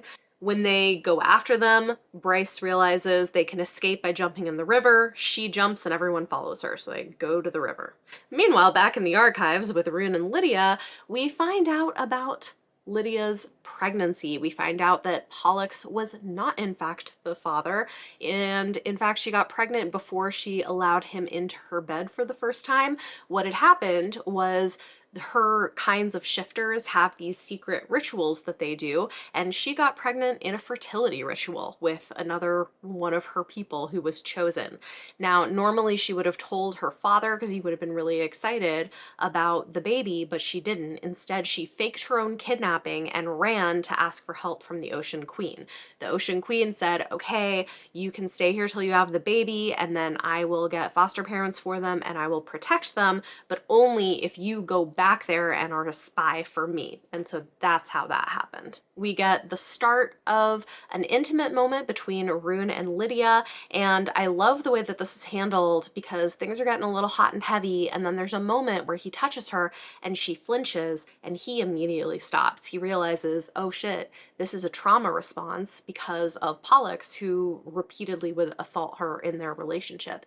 And I love that. Lydia's like, no, but I do want this, and he's like, no, I don't, like, we're gonna stop. They end up just falling asleep together, and it's this really sweet moment. But I love the way that that is framed, that it's so clear that he's concerned about not only her consent, but also that he's being cautious about any traumatic responses that she might have because of her past. So beautifully done, beautifully done.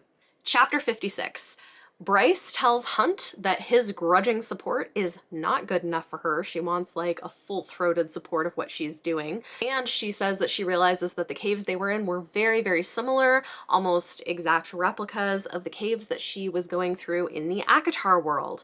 So they follow the starlight, much like she did then, and they find themselves in Peleus's tomb, which is very interesting. And they're like, well, like, is this it? And she's like, no, this is it. She walks over, she pushes the sarcophagus, and it slides to the side, revealing a hidden staircase that goes down into a chamber. It has the river running through it, and has a bowl and an ewer and a carving of an 8-pointed star. We realize that this entire place, tunnels, etc., was created and designed by Helena, who, I didn't put this together, but Peleus became her husband. They call her like rapist husband. He apparently assaulted her, and I don't think she wanted to marry him, but she ended up being married to him. And so when he died, this part we learn more of in chapter 57, she had a purpose in building these caves, and she was able to hide what she was really doing by pretending it was sort of a monument to the patriarchy and to her husband. But it wasn't really just that, which is interesting. It turns out Bryce had figured out when she like licked the wall earlier on that all of these caves are made of black salt. And what do we know about black salt from earlier in the series? It is the thing you need to summon demons or to communicate with the princes of hell. So clearly, Helena created this as a way for her to communicate with or commune with the princes of hell without anybody realizing it. Smart woman. But one thing that's interesting is they realize what she did was because the river water had flowed through these caves that were entirely made of this black salt, the water was infused with it. And so if they drink it, they think maybe that's a way that you can just commune in your mind without the danger of physically summoning them to you. So Bryce is about to do it. Hunt stops her and then is like, no, you're not doing this without me. Love that. Love it right after she's asking for his full-throated support. They drink it together, and in fact, it works. And we go on to chapter 58, where they are like asleep sort of in their bodies, but their consciousness goes to the city of the dead in hell. And this was a big moment. It's not a long chapter, but we find out that Adis had known about the cave from Helena, even though he didn't tell them. He's like, would you really believe me?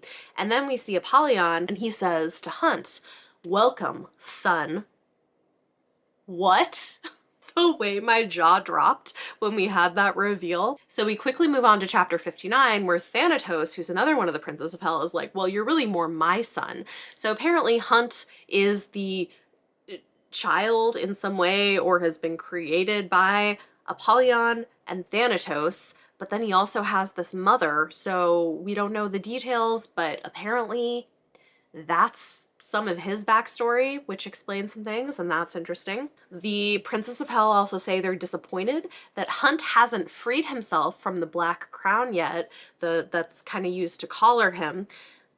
It says that they were collars in hell, but the Princes of Hell can't be contained by them, which means it shouldn't be able to contain him either. So it sounds like at some point in this book, we're going to get him figuring out how to use whatever inborn power he has to break the hold that it has over him. Adis talks about how he loved Thea, how she realized she fucked up by the end of her life. She tried to make things right, but it wasn't enough, and she knew it wasn't enough.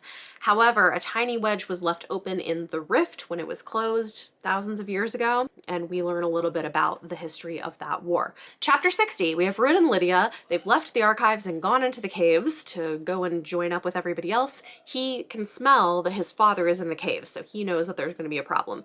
Rune and Lydia make out a little bit, and then they're like, wait, this isn't the place, so they stop. Then we find out that Thea made with the cauldron or with magically made these two weapons in such a way that the Asteri cannot wield them, but also they long to be rejoined. So this is the Star Sword and the dagger that Bryce has. We find out that when Thea pulled the star out of her heart and gave power to each of her daughters, she was literally dividing her power into thirds and giving a third to each of her daughters. So when Bryce took the magic from underneath the prison, that was actually a third of Thea's power. Then Bryce inherited Helena's power because she's the direct descendant from her. So that means she is carrying 2/3 of Thea's complete power, but she needs to find the final third to be able to merge the sword and dagger. So that's the key that we're missing. Originally, Thea put the final third of her power into the Star Sword, but then removed it because she was worried that somebody would get to it. She separated the sword and dagger because they can unleash destruction when they're put together. And then Helena planted the prophecy about the blades because she knew they would be needed to be able to finally kill the Asteri at some point in the future. So we get all of this information from Bryce and Hunt being in hell. We find out that the last third of Thea's power is hidden somewhere on Avalon. It's needed to unite those blades, so Bryce's mission in the rest of the book clearly is going to be to find that final third of power so that she can unite the blades and destroy the Asteri. So that's clearly where we're headed. Mission set. And the other thing we find out is that the black salt in the island repels the Asteri, and so that's why that was the island of choice, and that's why they pretty much leave them alone. So there we go. That gets us up through the end of chapter 60. I'm gonna keep going, and I'll let you know how things go. Another day, another book update. This is where we're at. I finished chapter 70, so we're gonna update the next 10 chapters. Also, look at that in the light. So pretty. I love it. Lot to talk about. We're starting at chapter 61. Hunt and Bryce still have their consciousness in hell. We find out that Hunt was made as a weapon for Bryce, or whoever she was that was going to come that was prophesied. They also made the Thunderbirds as an experiment to try to use them as a weapon against the Asteri.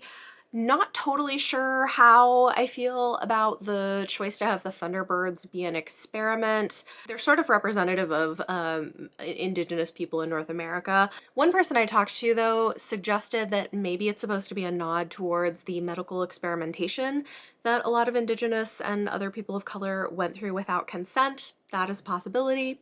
I don't know.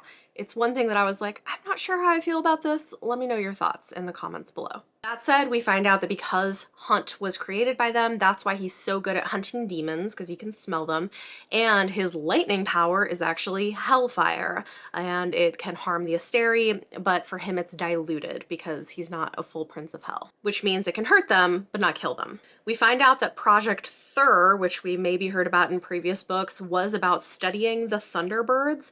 The lead scientist on that project was technically Hunt's biological father that they used for this breeding project. His name was Hyrius, and he was executed by the Asteri, even though he had wanted to actually be an involved father.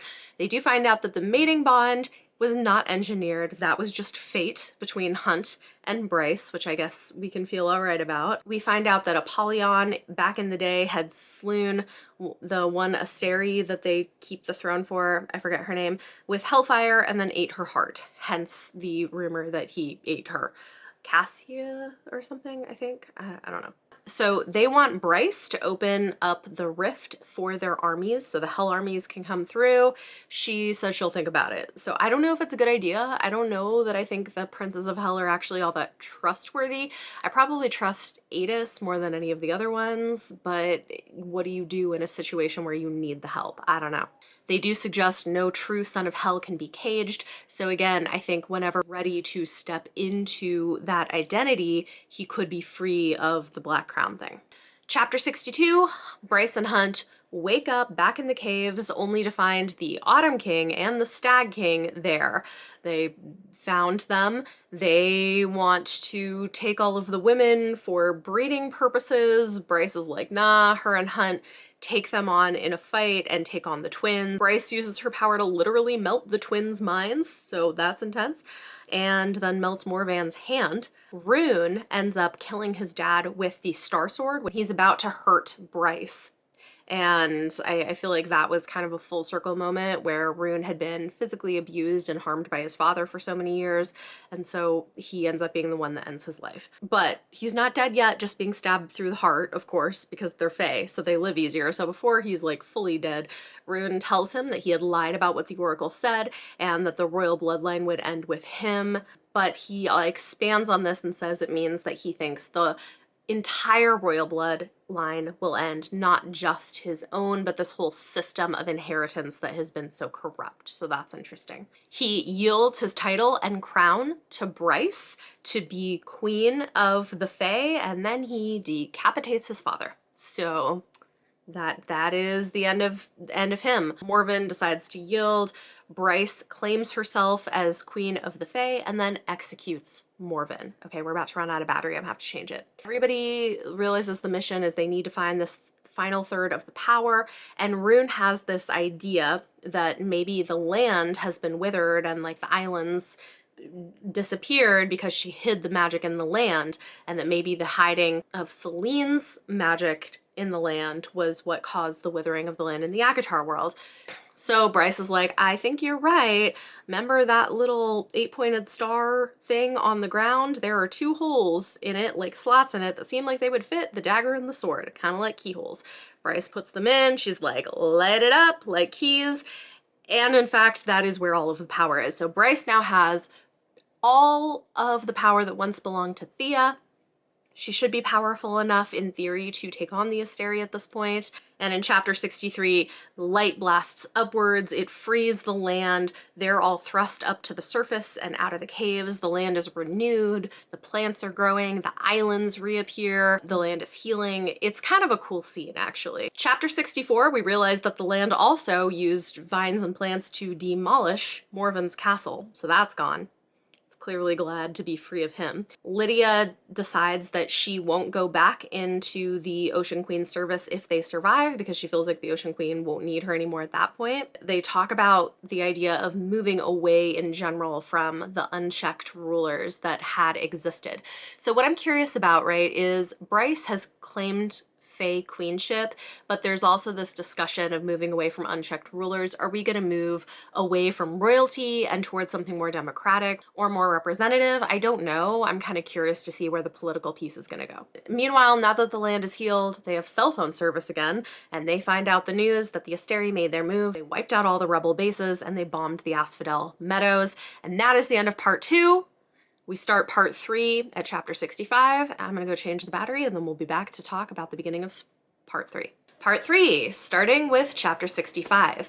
Ethan and Hypaxia arrive to the island and they start evacuating friends and family to the island to help them escape the Asteri because they know they'll be safe on the island even if the people going to actually fight the Asteri won't be. Bryce and Hunt are going to finish this. The people they love will be protected. We find out that the land responds to Bryce's emotions in the way that it grows plants and stuff, so that I think is kind of interesting, pretty cool. So she's technically the queen of this island and of the Autumn King's house, which I can't think what it's called. So she's the queen of 2 sections of the Fae. It seems like maybe they're gonna go open the rift at this point. It seems like that's the direction they're going. But also Bryce says, we're gonna go public about the fact that I killed archangels. Jessica has the video footage, so we need to get that. Chapter 66, Ethan and Hypaxia kind of meet the gang. Everybody meets up and they're not going to be together long as everybody's going to go off on their individual little quests of tasks that need to be done. They find out that Sophie's body is not intact. It's buried under the rubble, so they're not going to be able to try to use her body, which I think is for the best. It feels a little messed up to me to then use her body to try to like bring her back and do this necromancy thing. I don't know how I like loved that concept anyway, so probably good. Hunt suggests maybe they could try his lightning instead, because if you remember way back, one of the Asteri took some of his lightning and we think that they were going to use it to try necromancy. So Hypaxia is like, okay, maybe we can do that. But first, she's got a task to do before they can do that. So Hypaxia is asked to go make an antidote to the parasite. That is what her and Ethan's task is going to be. Chapter 67, we get a little bit of Baxion's backstory, having done some bad stuff for the Asteri, and Danica loving him anyway, loving him through it. And this is a consistent thing we see, is that even though Danica is dead, she is an important character in the book, and she is the one who brings hope and reveals secrets, and I don't know, I think that's interesting. I kind of like that choice. They ask Therion to go to the River Queen and ask her to take people in, even though Therion is now married and she's going to be pissed about that, and she already wanted him dead, but he's going to do it. Meanwhile, we get a sweet little scene with Rune and Lydia talking and making out. So that's that chapter. Chapter 68 is a short one. Ethan and Hypaxia are doing science experiments, trying to figure out what's going on with the parasite. They are doing things with different water samples, and then Ethan's like, oh, what about the Reapers? Do you think they don't have the parasite since they're dead? Did it die in their bodies? And she's like, great idea, go get me a Reaper and we'll find out. So more to come on that. And then at the end of chapter 68, Bryce's parents arrive to the island. Chapter 69, we find out that in fact the Reapers do not have the parasites. There's nothing living in their bodies, and maybe they can use that information to isolate what the parasite is and make an antidote. All of the science stuff is a little hand wavy and things go very quickly, but it's a magic world, so I'm like, we're going with it. Hypaxia is using her witch powers to do this stuff. Juniper and Fury, we see them for the first time. They arrive to the island, they hug Bryce, there's a reconciliation, which is a really sweet moment. She's got a sweet moment with her mom, so just like all of the loved ones, and it's beautiful, it's nice. Like final kind of goodbyes and hugs before everybody goes into battle and things go to hell. So, or hopefully they'll win. I mean, they will. It'll be a happy ending, but yeah. Chapter 70, and this is the last one before I'm gonna go off and read some more of the book. They make the antidote, but it's unstable and not permanent. So Hypaxia's got to keep working with it, make sure it's safe for people to take, try to figure out a way to make it a more permanent antidote, because currently it might work for like a week or a month, but then they'll get reinfected again because the parasite is still in all the water sources. They got to work on that. Suggests that maybe taking this and getting the full breadth of power might make Ethan strong enough to challenge Sabine. He's like, but I'm just a ball player or whatever, it's star ball. Whatever their ball game is. And she's like, yeah, maybe you were, but you're a lot more than that now. Like I said, I think everyone knows Ethan is supposed to be the alpha. He's always like he's always the last to know. Hypaxia is gonna try the antidote herself, but instead Ethan grabs it and tries it first, and it works. Suddenly everything's clearer, he has more power. He finds that he has elemental power as well, which is not a thing wolves had previously. I think this is also tying us into the elemental power that the people in the Throne of Glass series, I think that's a smart way to do it, because it's like, well, they don't have all the same powers. The shifter fae in the Throne of Glass series have these elemental magics as well. This is the explanation that the parasite was suppressing those abilities, and with the removal of the parasite, they're gonna have access to the full range of power. Meanwhile, Bryce, Hunt, and her parents go off towards the area of the rift where it's super cold. They leave their parents in kind of a guard tower or something and go off exploring. We find out that there's white salt around the rift that's supposed to deter the hell people and keep them away. And at the very end, Mom is like, you have to see this. They found some footage. We don't know what the footage is. I think we'll find out in future chapters, but they see something and they're like, we have to get to the rift immediately. And that's it. That's the end of chapter 70. Whew. I feel like everything's about to start ramping up to this final battle with the Asteri and possibly letting the armies of Hell in. I think it's a bad idea, personally. I think they can do it without Hell, and it's better if they don't, but there may be some missteps along the way. I will be back once I've read a little more. We'll see what happens. All right, y'all, we're gonna do another update. I read another 10 chapters, and I have notes.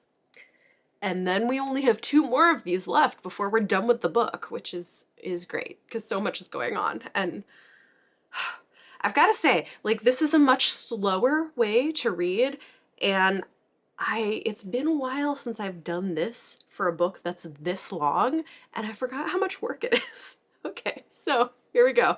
Chapter 71. Oh my God.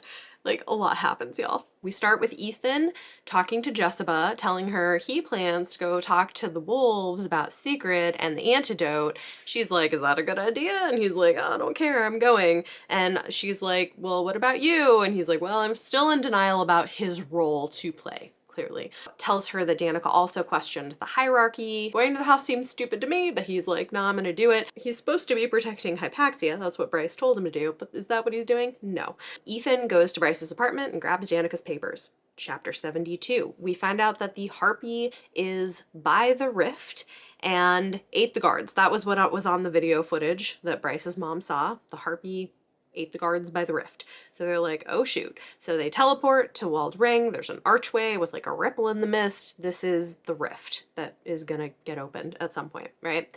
Meanwhile, Ethan goes to where the wolves are, talks to Perry in the guard booth and asks her to let him talk to the wolves while Sabine's in a meeting. She's like, cool, we can do that.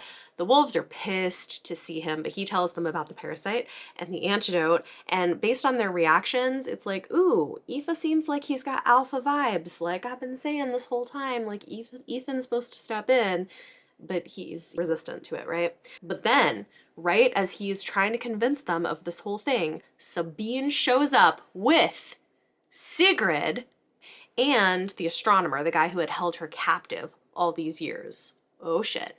So chapter 73, Sigrid is wearing the old clothes that have his scent of blood on them from when he killed her, which is probably intentional. Sabine tells all the wolves he's a liar and he's a traitor who killed her niece and lies about Sigrid's background as if like, oh, she'd just been happily with this old man instead of being held prisoner and forced to be a mystic with like her abilities. She says she has a video from the Viper Queen that sent to her of the fight and showing Ethan killing her. The wolves are getting pissed at all of this, but then the kiss of death happens. Sabine says that she is naming Sigrid as a Reaper as her heir. and she already has an heir. Amelie is the heir. Amelie's pissed off, and everybody's like, wait, what? You're gonna make her your heir? She's like, yes, Sigurd's the future prime apparent, but then who should show up? But the old man prime, the old grandfather who is not doing super great, but he shows up and is like, I haven't approved this. Excuse me? What's the deal? Ethan, who also while at Bryce's apartment got the Fendir sword that used to belong to Danica, pulls it, kneels, and offers the Fendir sword to the prime. The prime says that what Ethan said is true about, like, you know, the Asteri, the parasite, and all of that. And he decides to make Ethan his heir instead of Sabine and strips her of her titles. But as we all know, Sabine is a piece of work and isn't having all that, so she grabs the sword and kills her dad with it. Shit. That was intense. Then she turns around and tries to kill Ethan, who transforms into a wolf, bites the sword, and breaks it into pieces. Shatters it, right? Oh yeah, this was also pretty creepy. After she kills her father, Sigrid goes over and eats his soul. Super disturbing. All the wolves are like, yeah, no, she's not going to be the next one of us. No. Chapter 74, Sigrid then kills and eats the astronomer's soul, the guy who held her prisoner, who clearly backed the wrong person in this fight. Ethan and Sabine fight each other. He shifts and bites her to death, and then accepts the submission of Amelie and Perry and the other wolves. He is now the prime. So we finally have him stepping into what it was clear he was always intended to be. I'm like, you're not just a sunball player, dude. You have alpha potential and you need to be the leader. You care about the wolf pack. So he is now the prime. Finally. Then, right when this is going on, when he accepts their submission, he hears a howl that he knows sounds like his brother Connor from the Bone Quarter, and that's going to come in important later. Chapter 75, we're with Rune and Lydia. So 75 is like a short thing where we're sort of seeing like, where is everyone? This is like just telling us where all the players on the board are, right? So Rune and Lydia are trying to get into the barracks to talk to Isaiah and Naomi, who are, you know, soldiers. Therion and Sathia, I think I've been saying Saphia because that's what it sounded like in the audiobook I was listening to, and then I read it and it's Sathia, so if I said it wrong, sorry. Therion and Sathia are back near the river where the River Queen is, and they see a messenger otter. I love the messenger otters, they're so cute. And have the messenger otter go ask the River Queen for a meeting. Meanwhile, Bryce, Hunt, and her parents are near the rift. Ember, Bryce's mom, is like, opening the rift seems like an unsafe idea. We also recall that Hunt, when he went to see the Oracle way back long ago, reminded the Oracle of the Thunderbirds, I think because they were both made by people from hell, so that's interesting. Chapter 76, Bryce uses her and Hunt's power to open the gate. I assume we're opening to hell, but no, who should step forward but Nesta? She used it to open it up to the Akatar world. And I was like, wait, what? What's happening right now? We skipped to other people, but I will tell you that at the end of this chapter, Nesta's pissed that she opened up the world and the Asteri potentially having access to the Akatar world, but Bryce is like, I want the mask. Bryce needs the mask. Put a pin in that. We'll come back to it. The River Queen agrees to a meeting with Therion and Sathia. She meets Sathia, who she calls her daughter's usurper because she's now his wife. But Sathia is great. She's totally gracious, chill, diplomatic through this whole confrontation, and tells her that her husband is there on behalf of Bryce, Queen of the Valbaran and the Avalon Fae, requesting asylum, right? Therion tells the queen that if she doesn't stand against the Republic and the Asteri after the attacks that they made on Asphodel Meadows, she is complicit in their violence, and he thinks he's getting to her, but then the daughter runs in screaming, because of course. Chapter 77, Nesta's like, hell no, I'm not giving you the mask. Bryce is like, but I'll return it. And Nesta's like, hell no. And then she's like, here, you can have my parents as collateral to prove that I will give it back to you when I'm done with it. And Nesta's still like, wow, that's intense, but I'm still not doing it. And she's like, okay, well, at least just like keep them because I want them to be safe, and they're not going to be safe here. Meanwhile, her parents are standing there, but they don't understand what she's saying because she's got that, you know, bean that she swallowed when she was in their world where she could talk in their language. The parents don't know what's going on. They think she's talking to someone from hell, and it's not the case. Finally, Nesta is like, okay, I can see this is really serious and I believe in you. So she gives her the mask, and then Bryce pushes her parents through the portal and close it. and then the harpy attacks them. So that's really intense. One thing that I do think is interesting, thanks to Isabella, she sent me, after I told her I had read this scene, one of the bonus scenes. I'm not sure which of the books. There's 5 different bonus scenes in the 5 different editions, but one of the bonus scenes is kind of cool because it is Ember's perspective being with Nesta and Rhys and all of them, and it's delightful. It was great. Chapter 78. We're getting through it, man. Okay, this is going good. I feel like I'm pushing through it a little bit faster so that you're getting all the recaps. Okay, chapter 78. Therion has about had it with the River Queen's daughter kind of whining, and he yells at them about being selfish and like caring only about this when there are children literally dying. He does apologize for how he had treated her, which was he slept with her and then kind of strung her along when he realized he wasn't really that into her. He tells her that the marriage was just to save Sathya, and she's like, "Isn't her fey beauty isn't part of it?" And he's like, "No." And then he looks at her and he's like, "Well, she is beautiful." So I kind of think we're setting up a marriage of convenience between the two of them, which I am here for. I like this movement for Therion, and I think Sathya is an interesting character. So I'm looking forward to that. He does offer to divorce Sathya and then marry the River Queen's daughter when all of this is fixed up and everybody is safe. The daughter's like, "Yes, you're definitely going to do that." And the queen is like, "No, I don't want you anywhere near my daughter. We're not doing that. You are staying married."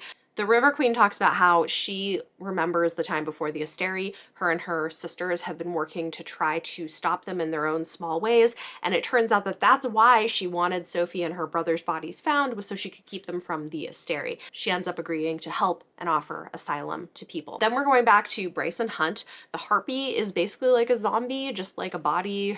Her personality isn't still in there. And then I said, uh-oh, Isaiah, Naomi, and Celestina, the governor of Valbara, suddenly arrive on the scene. But then Bryce puts on the mask and commands the harpy to stop moving and kills the body of the harpy using the mask. And everyone's like, oh shit. Chapter 79. If you remember, Rune and Lydia were supposed to be looking for Isaiah and Naomi in the barracks. They're not finding them there. Where could they be? Well, we know where they are. They're with Celestina, with Bryce and Hunt next to the rift. So we're going to see that. We have this whole thing of Lydia saying she feels like she did what her mom did in terms of giving her child to a stranger. And Rune's like, yeah, it's really different. You did that to protect them and put them in a loving family. It's not like your mom just like giving you up to the Asteri. So fair. Then we're going to flip back to Bryce and Hunt. We see Celestina. She has some regrets of her choices because she lost Hypaxia. I don't think I've talked about it in here, but her and Hypaxia were together, we found out in the last book. But when she did everything she did with Hunt and Rune, Hypaxia was like, I want nothing to do with you, and broke up with her. So she regrets that because she lost her girlfriend. Hunt doesn't care, isn't buying it. He's like, no, you're all terrible. You deserve to die. He tries to throw all of his power at her, but he knows it's not enough without breaking the halo. And then he remembers that he was told by the princes of hell that it can't contain him. So he finally, for the first time, tries to remove it, and it does. It just melts. And then he takes off Isaiah's too. And he gets ready to try to throw everything at Celestina. He starts fighting her. Isaiah's like, no, stop. Meanwhile, Bryce is running off to the rift to open it, and Celestina asks her not to open it. And then Bryce and Hunt tell Celestina that they were the ones who killed the archangels, and she's like, well, shit. Hunt wants to kill her, and Bryce is like, no, she doesn't deserve to die, and I don't want you to have that on your conscience. Bryce says that they need her, and Hunt lets it go because of love, and her saying, I just need you to be yourself. I don't need you to be the Umbra Mortis. I don't need you to be all of this. Just be you. I don't want you to carry that burden. And he does, which I think was great. It's a good moment. It's a good moment between the two of them. We find out that Bryce's plan is to use the mask to raise an army of the dead, which is really interesting, right? Because this is going to be the angel warriors that died, because the Asteri kept their wings as like trophies or whatever, and she thinks part of their soul is attached to them. And if you'll remember from a while ago, the Asteri had been working on building all these mech robots to sort of like these armor bot things that don't need a person to drive them for the forthcoming war. And Bryce is like, what we're going to do is we're going to use the mask to get this army of dead angels and connect their souls to these mech bots so that they can fight the Asteri and use their own stuff against them, which I'm like, genius. Love it. Plan is Bryce and Hunt are going to the Asteri Palace, and in terms of coming to find them and defecting, The bombing of the Asphodel Meadows was kind of the last straw for Celestina, where she was like, I can't support this, even as governor of the city. Then we open the gate to hell, and Adis and all the armies start coming through. I don't know if this is a good idea, but Bryce seems convinced it is. I guess we'll see what happens with it. Lastly, chapter 80. We have Ethan going back to Jessica. Jessica knows that he's now prime, and he tells her he wants a meeting with the Underking so that he can see and interact with Connor's soul that the Underking has in the Bone Quarter. She's like, I don't know about this. And he's like, no, I really need to talk to Connor. I think part of it too is that he kept thinking like, make your brother proud when he was doing everything he was doing to become prime, but he doesn't still feel worthy. And I feel like we're going to get a conversation between Ethan and Connor where Connor kind of gives his blessing and is like, no, you can do this. I feel like that's kind of a moment we're probably going to get. We'll see. Jessica says that Bryce wants Ethan to bring an antidote and wolves with him to the Eternal City to help her. Wait, how did I miss this? Okay. I had forgotten. So like in the last chapter, Rune and Lydia officially got together, but then she finds out that Pollux has taken her sons that were safe with the Ocean Queen. He now has them, which is a major problem. So Rune calls and tells Bryce that Pollux took the kids, and they're like, oh shit, we're on our way. So they're going there. Meanwhile, the armies of hell are all coming through the rift. So everything is coming together. We've got people leveling up, powering up, getting things off their power that would have stopped them. We've got the armies of hell. We're getting ready for like a final epic battle, but also there's these twin kids of Lydia that are in danger. It's a lot of moving pieces, a lot of politics. I am really enjoying it. I am going to say though, the more I get into this, the more I think I would not be surprised if reviews are not super positive from a lot of the romance readers, the people who are primarily romance readers, because this is not a book that is primarily focused on the romance. There are pieces of romance here and there, and I'm enjoying that, but this is a very plot and world building heavy book, and it's doing a lot of work to set us up for future books. And I think there are going to be readers who are disappointed by that and annoyed by that because that's not what they want from Sarah J Maas. I'm enjoying it because I like this kind of stuff, but I wouldn't be surprised if some of the reviews are more negative. So I'll be back when I've read probably another 10 chapters. Good morning. I have read 11 more chapters. We are almost done. This is my second to last update for the video. I have notes. I am also a little sick, which is unfortunate, but I think we're gonna be all right. Let's do this. Everything is like kicking up into high gear. We've got final face-offs happening. It's a lot. So here we go. Chapter 81. We're starting off with Ethan and Hypaxia at the Black Dock. They're going to the Bone Quarter to like deal with some stuff. They notice a statue of Erd with tattoos on her. Erd is their like goddess who they think created the world, right? They look oddly familiar. What's that about? I don't know. We don't have an answer to this yet, but I am curious. I feel like we're gonna learn more. We do learn a little bit more about her from the Underking, that Erd was actually from the world of the Shifters and used to be called Word, a force or a cauldron for creating life. But I feel like there's going to be something with the tattoos that ends up being important, and this is probably going to tie back into Throne of Glass. Again, I haven't reread that series in such a long time. I feel like I'm missing some little Easter eggs, but there's something there. So they're talking to the Underking. They have a question about, okay, why did the Reapers defect to you? Because I didn't realize this, the Reapers were originally from Hell. And they said, well, the vampires were from Hell too, and the Reapers in Hell would feed on the vampires. So when the vampires defected to the Asteri, the Reapers kind of followed them through the portal and were like, hey, there's all these people we can feed on instead, and so they became subject to the Underking. So that's kind of how that happened. We find out that the Underking is actually from the Shifter Throne of Glass world, right? That he came to Midgard. It was better for him before that. He lived in caves and barrows. So I feel like he's probably some kind of being that maybe we've seen other places, but that's interesting. So he's originally from there and then came here. Interesting stuff. Chapter 82, Ethan is there because he wants to talk to Connor, remember? And Connor is his brother, so the Underking's like, okay, you have 7 minutes to talk to him. and Connor shows up and he's not able to talk because the Underking won't let him talk because of course he's kind of a bastard. But Connor does give this bow to, like, kind of bow, a special bow of the head in respect that you would give to a prime to his brother. And at first Ethan thinks it's a joke, but he's like, no, it's not a joke. Then Connor hands them this strange black bullet that's been carved from a death mark. So we find out in a little bit what that bullet is, but it's kind of interesting. His time is up. He sees the Underking, he's pissed, and he decides, now that he's got all this ice magic from his elemental stuff after taking the thing, that he's going to use that ice magic on the Underking. So he does, he freezes him completely solid, and then Hypaxia grabs a lantern or something, swings with her magic, and breaks him, shatters him into pieces. So the Underking is now dead. But what's interesting is, in the House of Flame and Shadow, whatever you kill, you take on yourself. So Hypaxia is now the head of house for the House of Flame and Shadow because she killed him. So everybody's like being moved into these interesting positions. She's able to command Connor to be able to speak, and originally they're like, well, we should let all of the dead spirits go and move on to the next life. There's no need for this. It was just to like keep magic for the Asteri.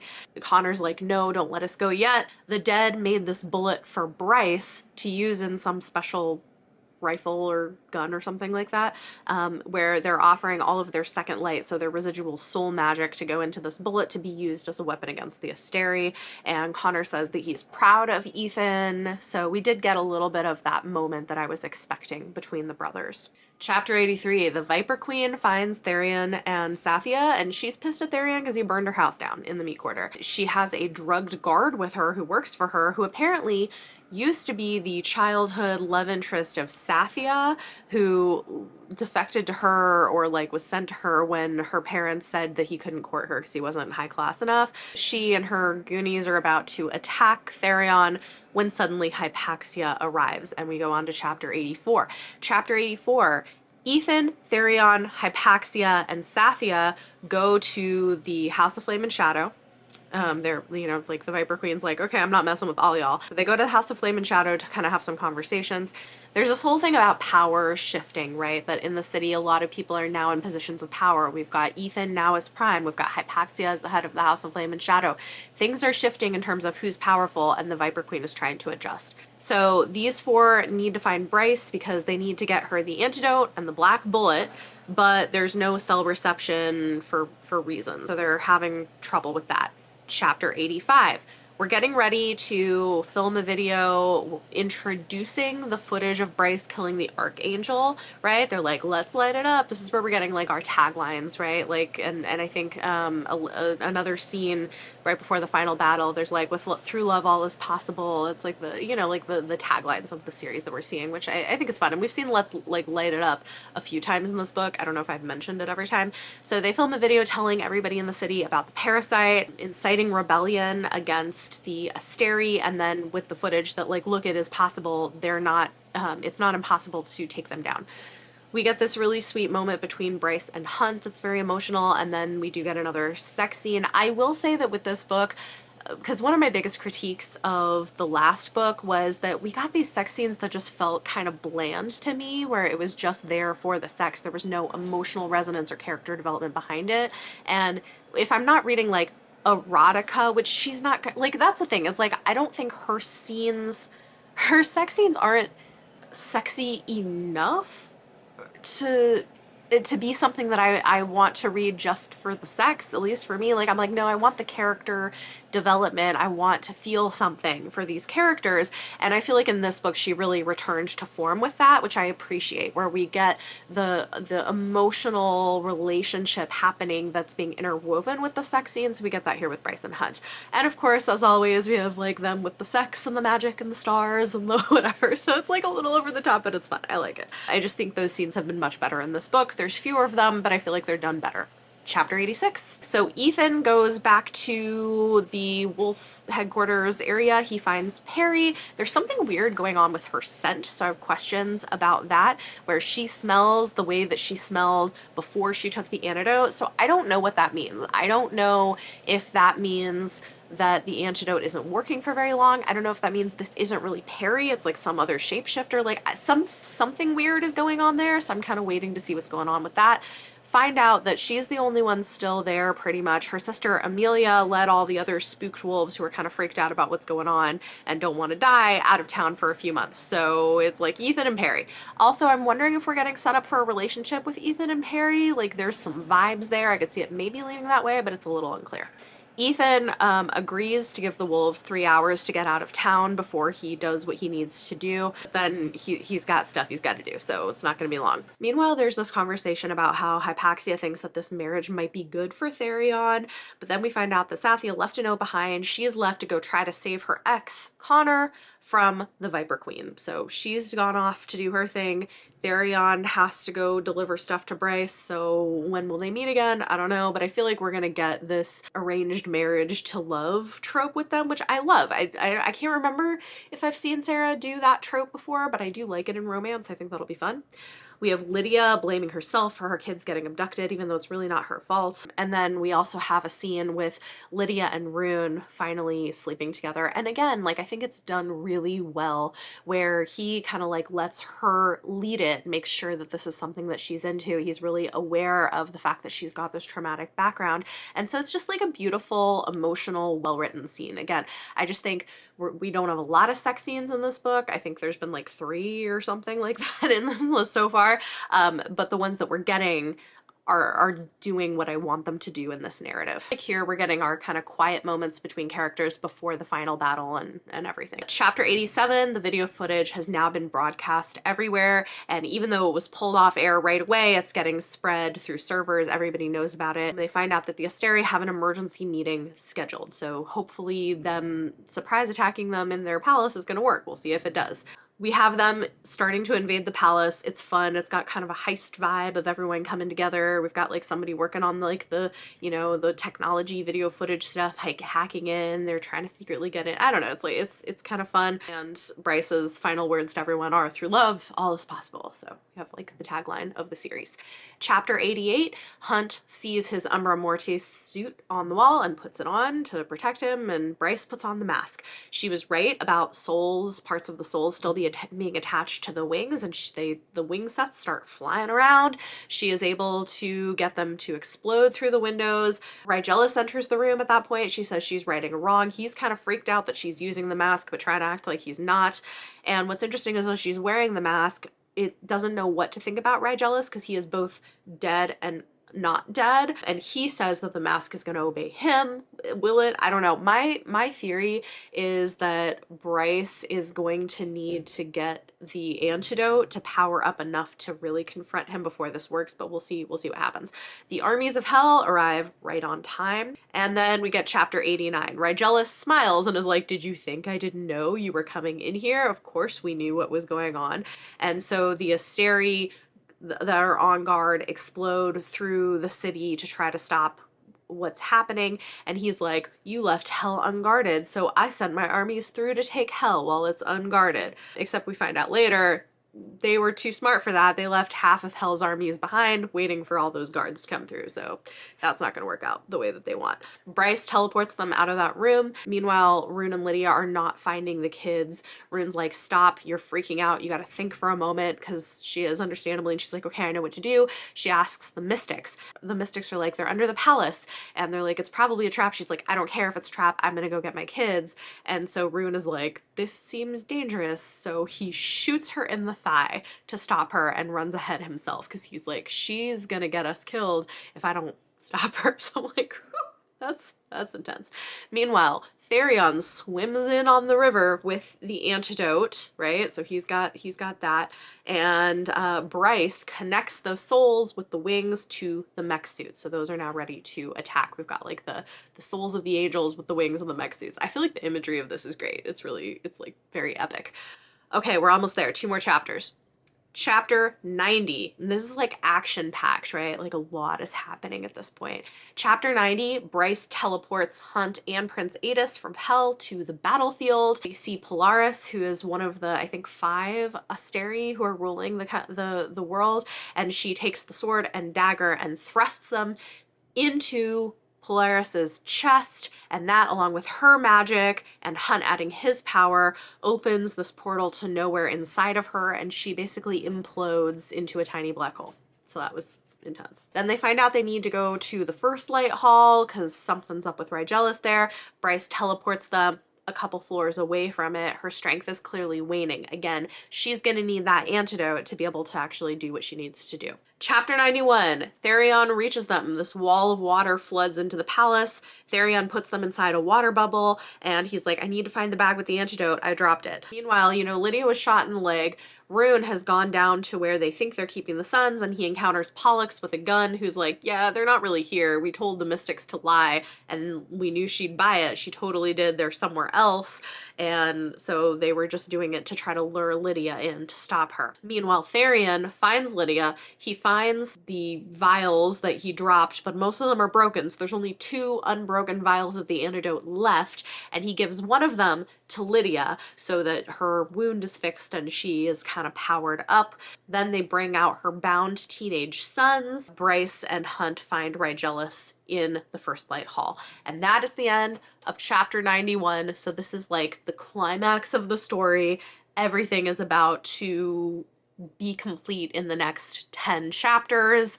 I'm gonna go finish the book, and then I will be back and we will discuss. All right, y'all, I finished the book and then immediately took a nap. Yay, being sick. But I have notes, so we're gonna go through the final 10 chapters of the book. I will say there is a part that made me tear up, and I like what it did. Again, I think there's gonna be some complaints, so let's go through it. Chapter 92, Bryce distracts Rigellis while Hunt makes a hole in the floor to try to get to the First Light Chamber. Their goal is to destroy it, like blow it up basically. Ethan is trying to reach Bryce because he's got the bullet for her and the antidote, right? The humans are trying to help and fight. Lydia and Rune are fighting Pollux, who threatens to kill the kids, which you know that that's not going to happen. Chapter 93, we have Lydia saying, don't kill my kids, I'll do anything you want. Rune says he'll trade himself. He tells Lydia he loves her. We get confirmation that Rune and Lydia are mates. Chapter 94, Pollux is like, nah, I don't see why I can't have everything that I want in this scenario. And so Lydia runs over to her sons, and all this fire magic, because remember, she's had the antidote now, all this fire magic pours out of her, protecting them. Pollux is like, what the hell? He tries to take her down, but she pours the fire down his throat and burns him to a crisp. So her abuser is now out of the picture. We find out that Lydia is from an old bloodline. She's got this firepower. After she kills Pollux, Actaeon calls her mom, which is a really sweet moment. And Rune realizes that when they were in their mind-speaking thing in the last book, she had been showing her true self all along, and she was always surrounded by fire. Turns out Lydia always had flame power, but kept it a secret. And it just got much increased because she didn't want to become like an experiment for the Asteria, so she never showed anybody, even though she had some of it. But with getting the antidote, it's way expanded. Danica, before she had died, had gone to her and guessing that she might have strange fae-like powers because of her paternity. And what Lydia didn't tell her is that they have family stories of a fae king with fire in his blood who created stags to be his personal guards. So what we can take from this is Lydia is related to Aelin from the Throne of Glass world and has the same power as her, which is pretty cool. So again, we're getting the intersection of all 3 of these worlds in the book. Lydia goes out and just like burns through swaths of enemies with her firepower. She is unstoppable, and it's amazing. Bullets are literally melting before they get to her, and we find out that back when they had been in the caves confronted by the Autumn King and Morven, she had been the one that stopped the flames that were surrounding her friends, and nobody noticed in the chaos of what was going on. So she's always had some degree of fire magic, but now it's like effortless for her. Love this. She sees all these war machines and plans to go sacrifice herself and burn them down, but as she gets close, she sees them all melting into nothing, and it turns out that it's the fire sprites. So those 3 fire sprites who went to find their queen found her and brought more of them, and they are all melting these war machines and doing their part in the war, and I love that. I love seeing them being like full-fledged members of the House of Flame and Shadow. It's great. The Sprite Queen says that she had sensed fire in Lydia when she first met her, which is interesting. And they're like, let's burn it all down and build a new world atop their ashes. So again, you know, I feel like House of Flame and Shadow is the appropriate title for this book given everything that's going on. It's very satisfying. Then we have them all attacking as one unified people. There is something to Bryce having brought them together in this kind of cool way. Meanwhile, now that Rune has taken the antidote, he's more powerful and he can control shadows. So he's got the same kind of magic as Rhysand, and he's able to use shadows to literally kill these guards. So he's also leveled up in his power, right, at this point. He also has healing magic. He uses his healing magic to heal Therion, who had been injured in a fight. Then he carries Therion and takes the kids out to safety, and Ethan starts running towards them carrying the Godslayer rifle. This is what Bryce needs, is the Godslayer rifle with that black bullet that the dead had created for her. Chapter 95. Rygelis is trying to stop them from reaching the first light chamber. He's throwing all his power at him. Bryce keeps teleporting around, so while Hunt uses lightning to keep breaking down the floor to get to the chamber, but she's running out of power. She's about to run out. Hunt kisses her to give her a final boost, and then Ethan runs in saying stop, hands her the bullet and the rifle, and is like, make it count. She leaves the mask with Hunt and teleports by herself with the rifle to the first light chamber. All 4 remaining Asteri are there blocking her way for the shot, and Rygelis is like, if you destroy this, you will destroy Midgard. And then in chapter 96, we find out that they had made the core into the kill switch for this world. So if she destroys the chamber with the first light, it'll destroy the entire planet. Rygelis tries to bargain with her. He's like, I'll let you go free. I'll make you the Fey Queen. I'll give you whatever you want if you just like let us go. He's like, you can even have the dead. They're basically like dessert for us anyway. And she's like, excuse me? He was like, you're right. I shouldn't have called them dessert. Wrong use of words there. And she's like, no. She calls their bluff. She fires into the core, and as Rygelis is reaching out to kill her with his power, remember that Bryce is basically like a battery, and she realizes she can take his power from him because it's not his own power, it's power from this world. So she drains all his power out of him, takes it into herself, funnels it through the horn that's tattooed onto her back, and uses it to open another portal as the kill switch is exploding that sucks all of the Asteri, the first light chamber, the explosion, and her through a portal towards a black hole. Whew. It's like, yeah, so she's pulled through too. Chapter 97. The Crystal Palace from the outside collapses. Hunt can see there's a black hole on the other side of this portal, which is still slightly open, and it's sucking everything in toward it. Bryce is slowly drifting towards this event horizon. Rygelis gets towards her, collides with her. She grabs onto him to make sure that she pulls him into the black hole and takes him down with her when she goes. So Bryce is ready to sacrifice herself for this. Chapter 98.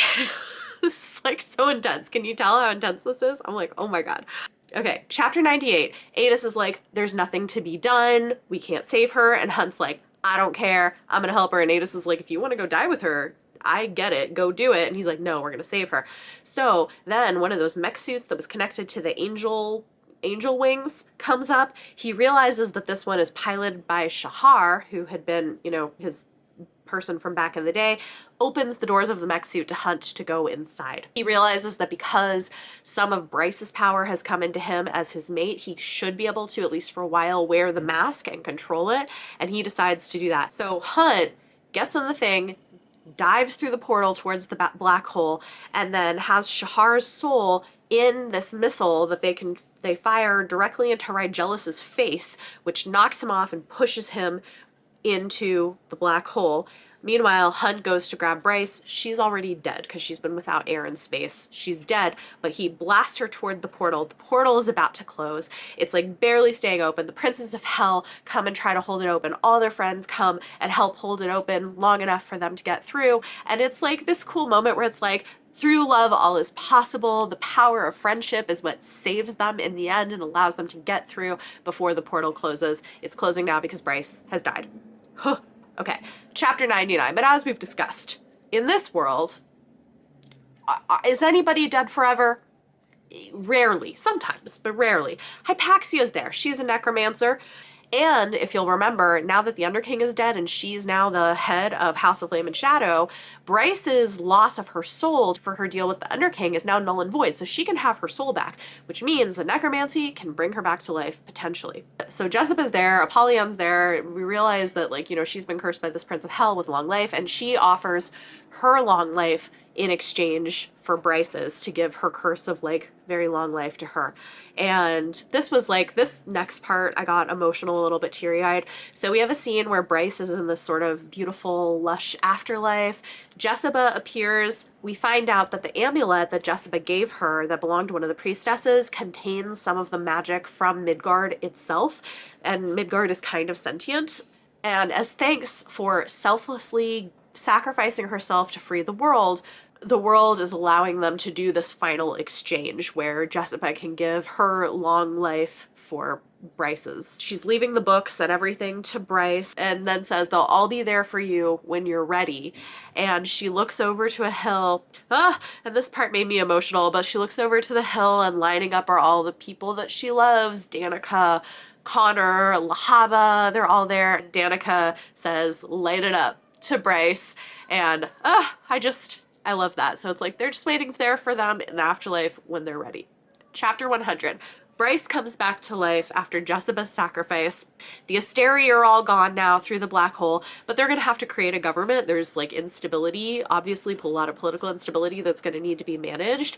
Isaiah is like, Hunt, you should lead the angels. And Hunt's like, I know I could, but I'm not gonna because I got Bryce. And he's like, Isaiah, you should lead the angels. So Isaiah's not going to be the leader of the angels. And Hunt's like, I have what I need in Bryce. They've got enough going on their own. It seems like Hypaxia and Celestina are giving each other some longing looks. Will they maybe get together in future books? Seems likely. I feel like that maybe is on the mend after Celestina finally realized she fucked up and turned her back on the Asteri and helped them. The Ocean Queen, after the kids had been kidnapped from her care, showed up to fight, so that's great. They need to decide what to do because all of the technology in their world runs on First Light, which was this, scheme of the Asteri. So they have to figure out, do we keep that? Do we have people give up some of it voluntarily? Or do we find a different system of creating energy where we conserve it and we can modify our tech to that? They're talking to the Ocean Queen because they know that she has a different way of powering her tech under the ocean, and they're like, maybe she has some insight for us. Bryce returns to get her parents and finds them having tea and chocolate cake with Cassian and Nesta. It's really sweet too because it's so obvious that her mom Ember has really bonded with everybody. She gives Nesta this like mom hug and it's really sweet and I love it. I wish that we got a little bit more other than just that bonus chapter of Ember being there. I love it. Bryce hands over the mask and the dagger, so she brought both back, and then she gives the star sword to Nesta too and is like, I'm done with this, but I don't think you are. I think there's a reason that 8-pointed star was tattooed on your back and you should take this and go figure it out. So setting us up for whatever's probably in the next ACOTAR book with Nesta's journey to figure that out. Chapter 101, and we're almost done because there's 102 chapters in the book, so like so much happening in this final bit. Lydia's kids are reunited with their dads, which is a really sweet scene. They want to keep her in their life as well, which I think is going to be cool that when she's able to, they're going to spend time together, but she doesn't want to take them away from their loving family as well. Lydia officially resigns from service with the Ocean Queen, and she grudgingly lets her go. When she's saying goodbye to her kids, Bran hugs her, calls her mom. Ace has also softened up to her, or Ace is his nickname. So that was just really sweet. Bryce reopens the portal to hell so the armies can file back through. Surprisingly, they just like did it. They wanted to get rid of the Asteri and things seem to be good. She seals it really well this time though, so hopefully we won't be having a bunch of demons creeping through and feeding on people in the city. We'll see how that goes in the future. Adis tells her Thea would be proud of her, and Bryce is like, cool, I don't know that I care that much about her, but I'm just gonna smile and nod because you loved her. And then, yeah, she closes and locks it securely. Therion returns to the Viper Queen, who's been stockpiling First Light because that's now going to be a limited substance that she's going to make money on, because of course she is. And he is going in to try to find his wife, who had gone there in search of her ex, who was a guard of the Viper Queen. Before he goes inside, we see him with Ari, or Ariadne, who's like, you're such a fool to come back here. And that's the end of that plot line, so we don't see what happens. So whatever is going to go on with them is going to be in future books. We definitely have some threads left open that we're not sure about. Chapter 102, final chapter, we have Bryce in the Autumn King's villa giving a press conference to the media and all of the Fae nobility. She ends the royal houses, she abolishes the throne so nobody else can have it, donates all of the royal properties to rebuild Asphodel Meadows and support families from there, and talks about planning to build a government based on equality and fairness, and the documents will allow Bryce to be a representative of the Fae in the government, but that's it. So of course the Fae nobles are pissed and she doesn't care. So we're moving in the direction of some kind of representative democracy. Lydia and Rune move into the apartment below Hunt and Bryce's, and Rune's like, I know she's not going to be pleased with this, but it was available. Rune has made sure that there's a guest room with 2 beds if the kids want to come visit occasionally, which is really sweet. He realizes that the prophecy was right, the royal line ended, but he's still alive, so it wasn't what he expected. Meanwhile, the fridge is only stocked with beer, and they have a beer, so I was like, okay, interesting.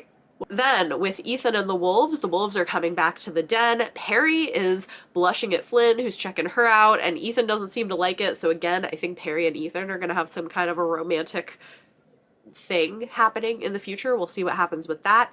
Hypaxia is still working on stabilizing the antidote for everybody so that it lasts long term and is easily accessible.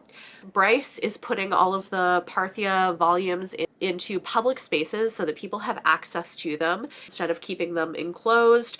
And the Sprite Queen is traveling around the world to free any of her people who are still enslaved, even though the slavery laws have been abolished. So there's a lot happening. Bryce plans to establish a democracy. They know it's not going to be easy, but that's kind of what they're working on. Hunt and Bryce are also taking over Jessica's business and kind of reopening that. And then they got a call from Baxion that, Bryce, I need you on Avalon. There are Pegasi that are springing out of the earth and eating all the crops. Come help.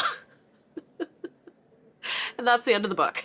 So yeah, overall a pretty happy ending for most people. I like the way that it pulls all of these threads together. It still leaves some things open. I'm excited to see where future books are gonna go, but I do feel like this has really concluded a major arc for Crescent City of taking down the Asteri and putting us on a different path. I liked it. I have to sit on this to decide what my rating is gonna be. I'm not 100% sure. I feel like so much happened, just like so much to wrap my head around, but I had a really good time with this book. I do think I like it a lot better than the last book in the series. Do I think it's a little long? Yeah, probably. Like, it is long. Wasn't super mad about it. Like, this could have been more than one book, but I kind of like also getting it all in one book, even though it's lengthy, and I like that we get quiet character moments. I like that we're getting sex scenes that feel more emotionally involved with the characters. I feel like this is a really strong book for her, and I enjoyed it quite a lot, but I do think there's going to be a lot of criticism. I think people who wanted more heavy romance are going to be upset that they didn't get it. I think there's going to be people who are going to be annoyed at how intricate it is and how much lore you need to know to understand what's going on.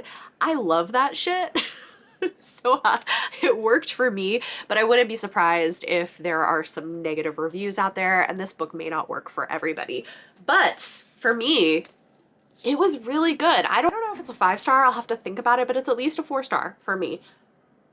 This was a time, and the longest I've taken reading a single book in quite a while. Hopefully this was interesting. Let me know your thoughts if you read this. Did you catch all of the little details? I did my best to catch as much of it as I could, but I'm sure there's more that I wasn't fully seeing because some of these books I haven't reread in quite a while. Talk to me in the comments down below. Let me know any of your thoughts. Stay tuned for a spoiler-free, much shorter review of the book as well for people who want that. If you like this video, it always helps if you give it a thumbs up. Subscribe if you want to see more. Thank you so much for watching, and I'll see you next time.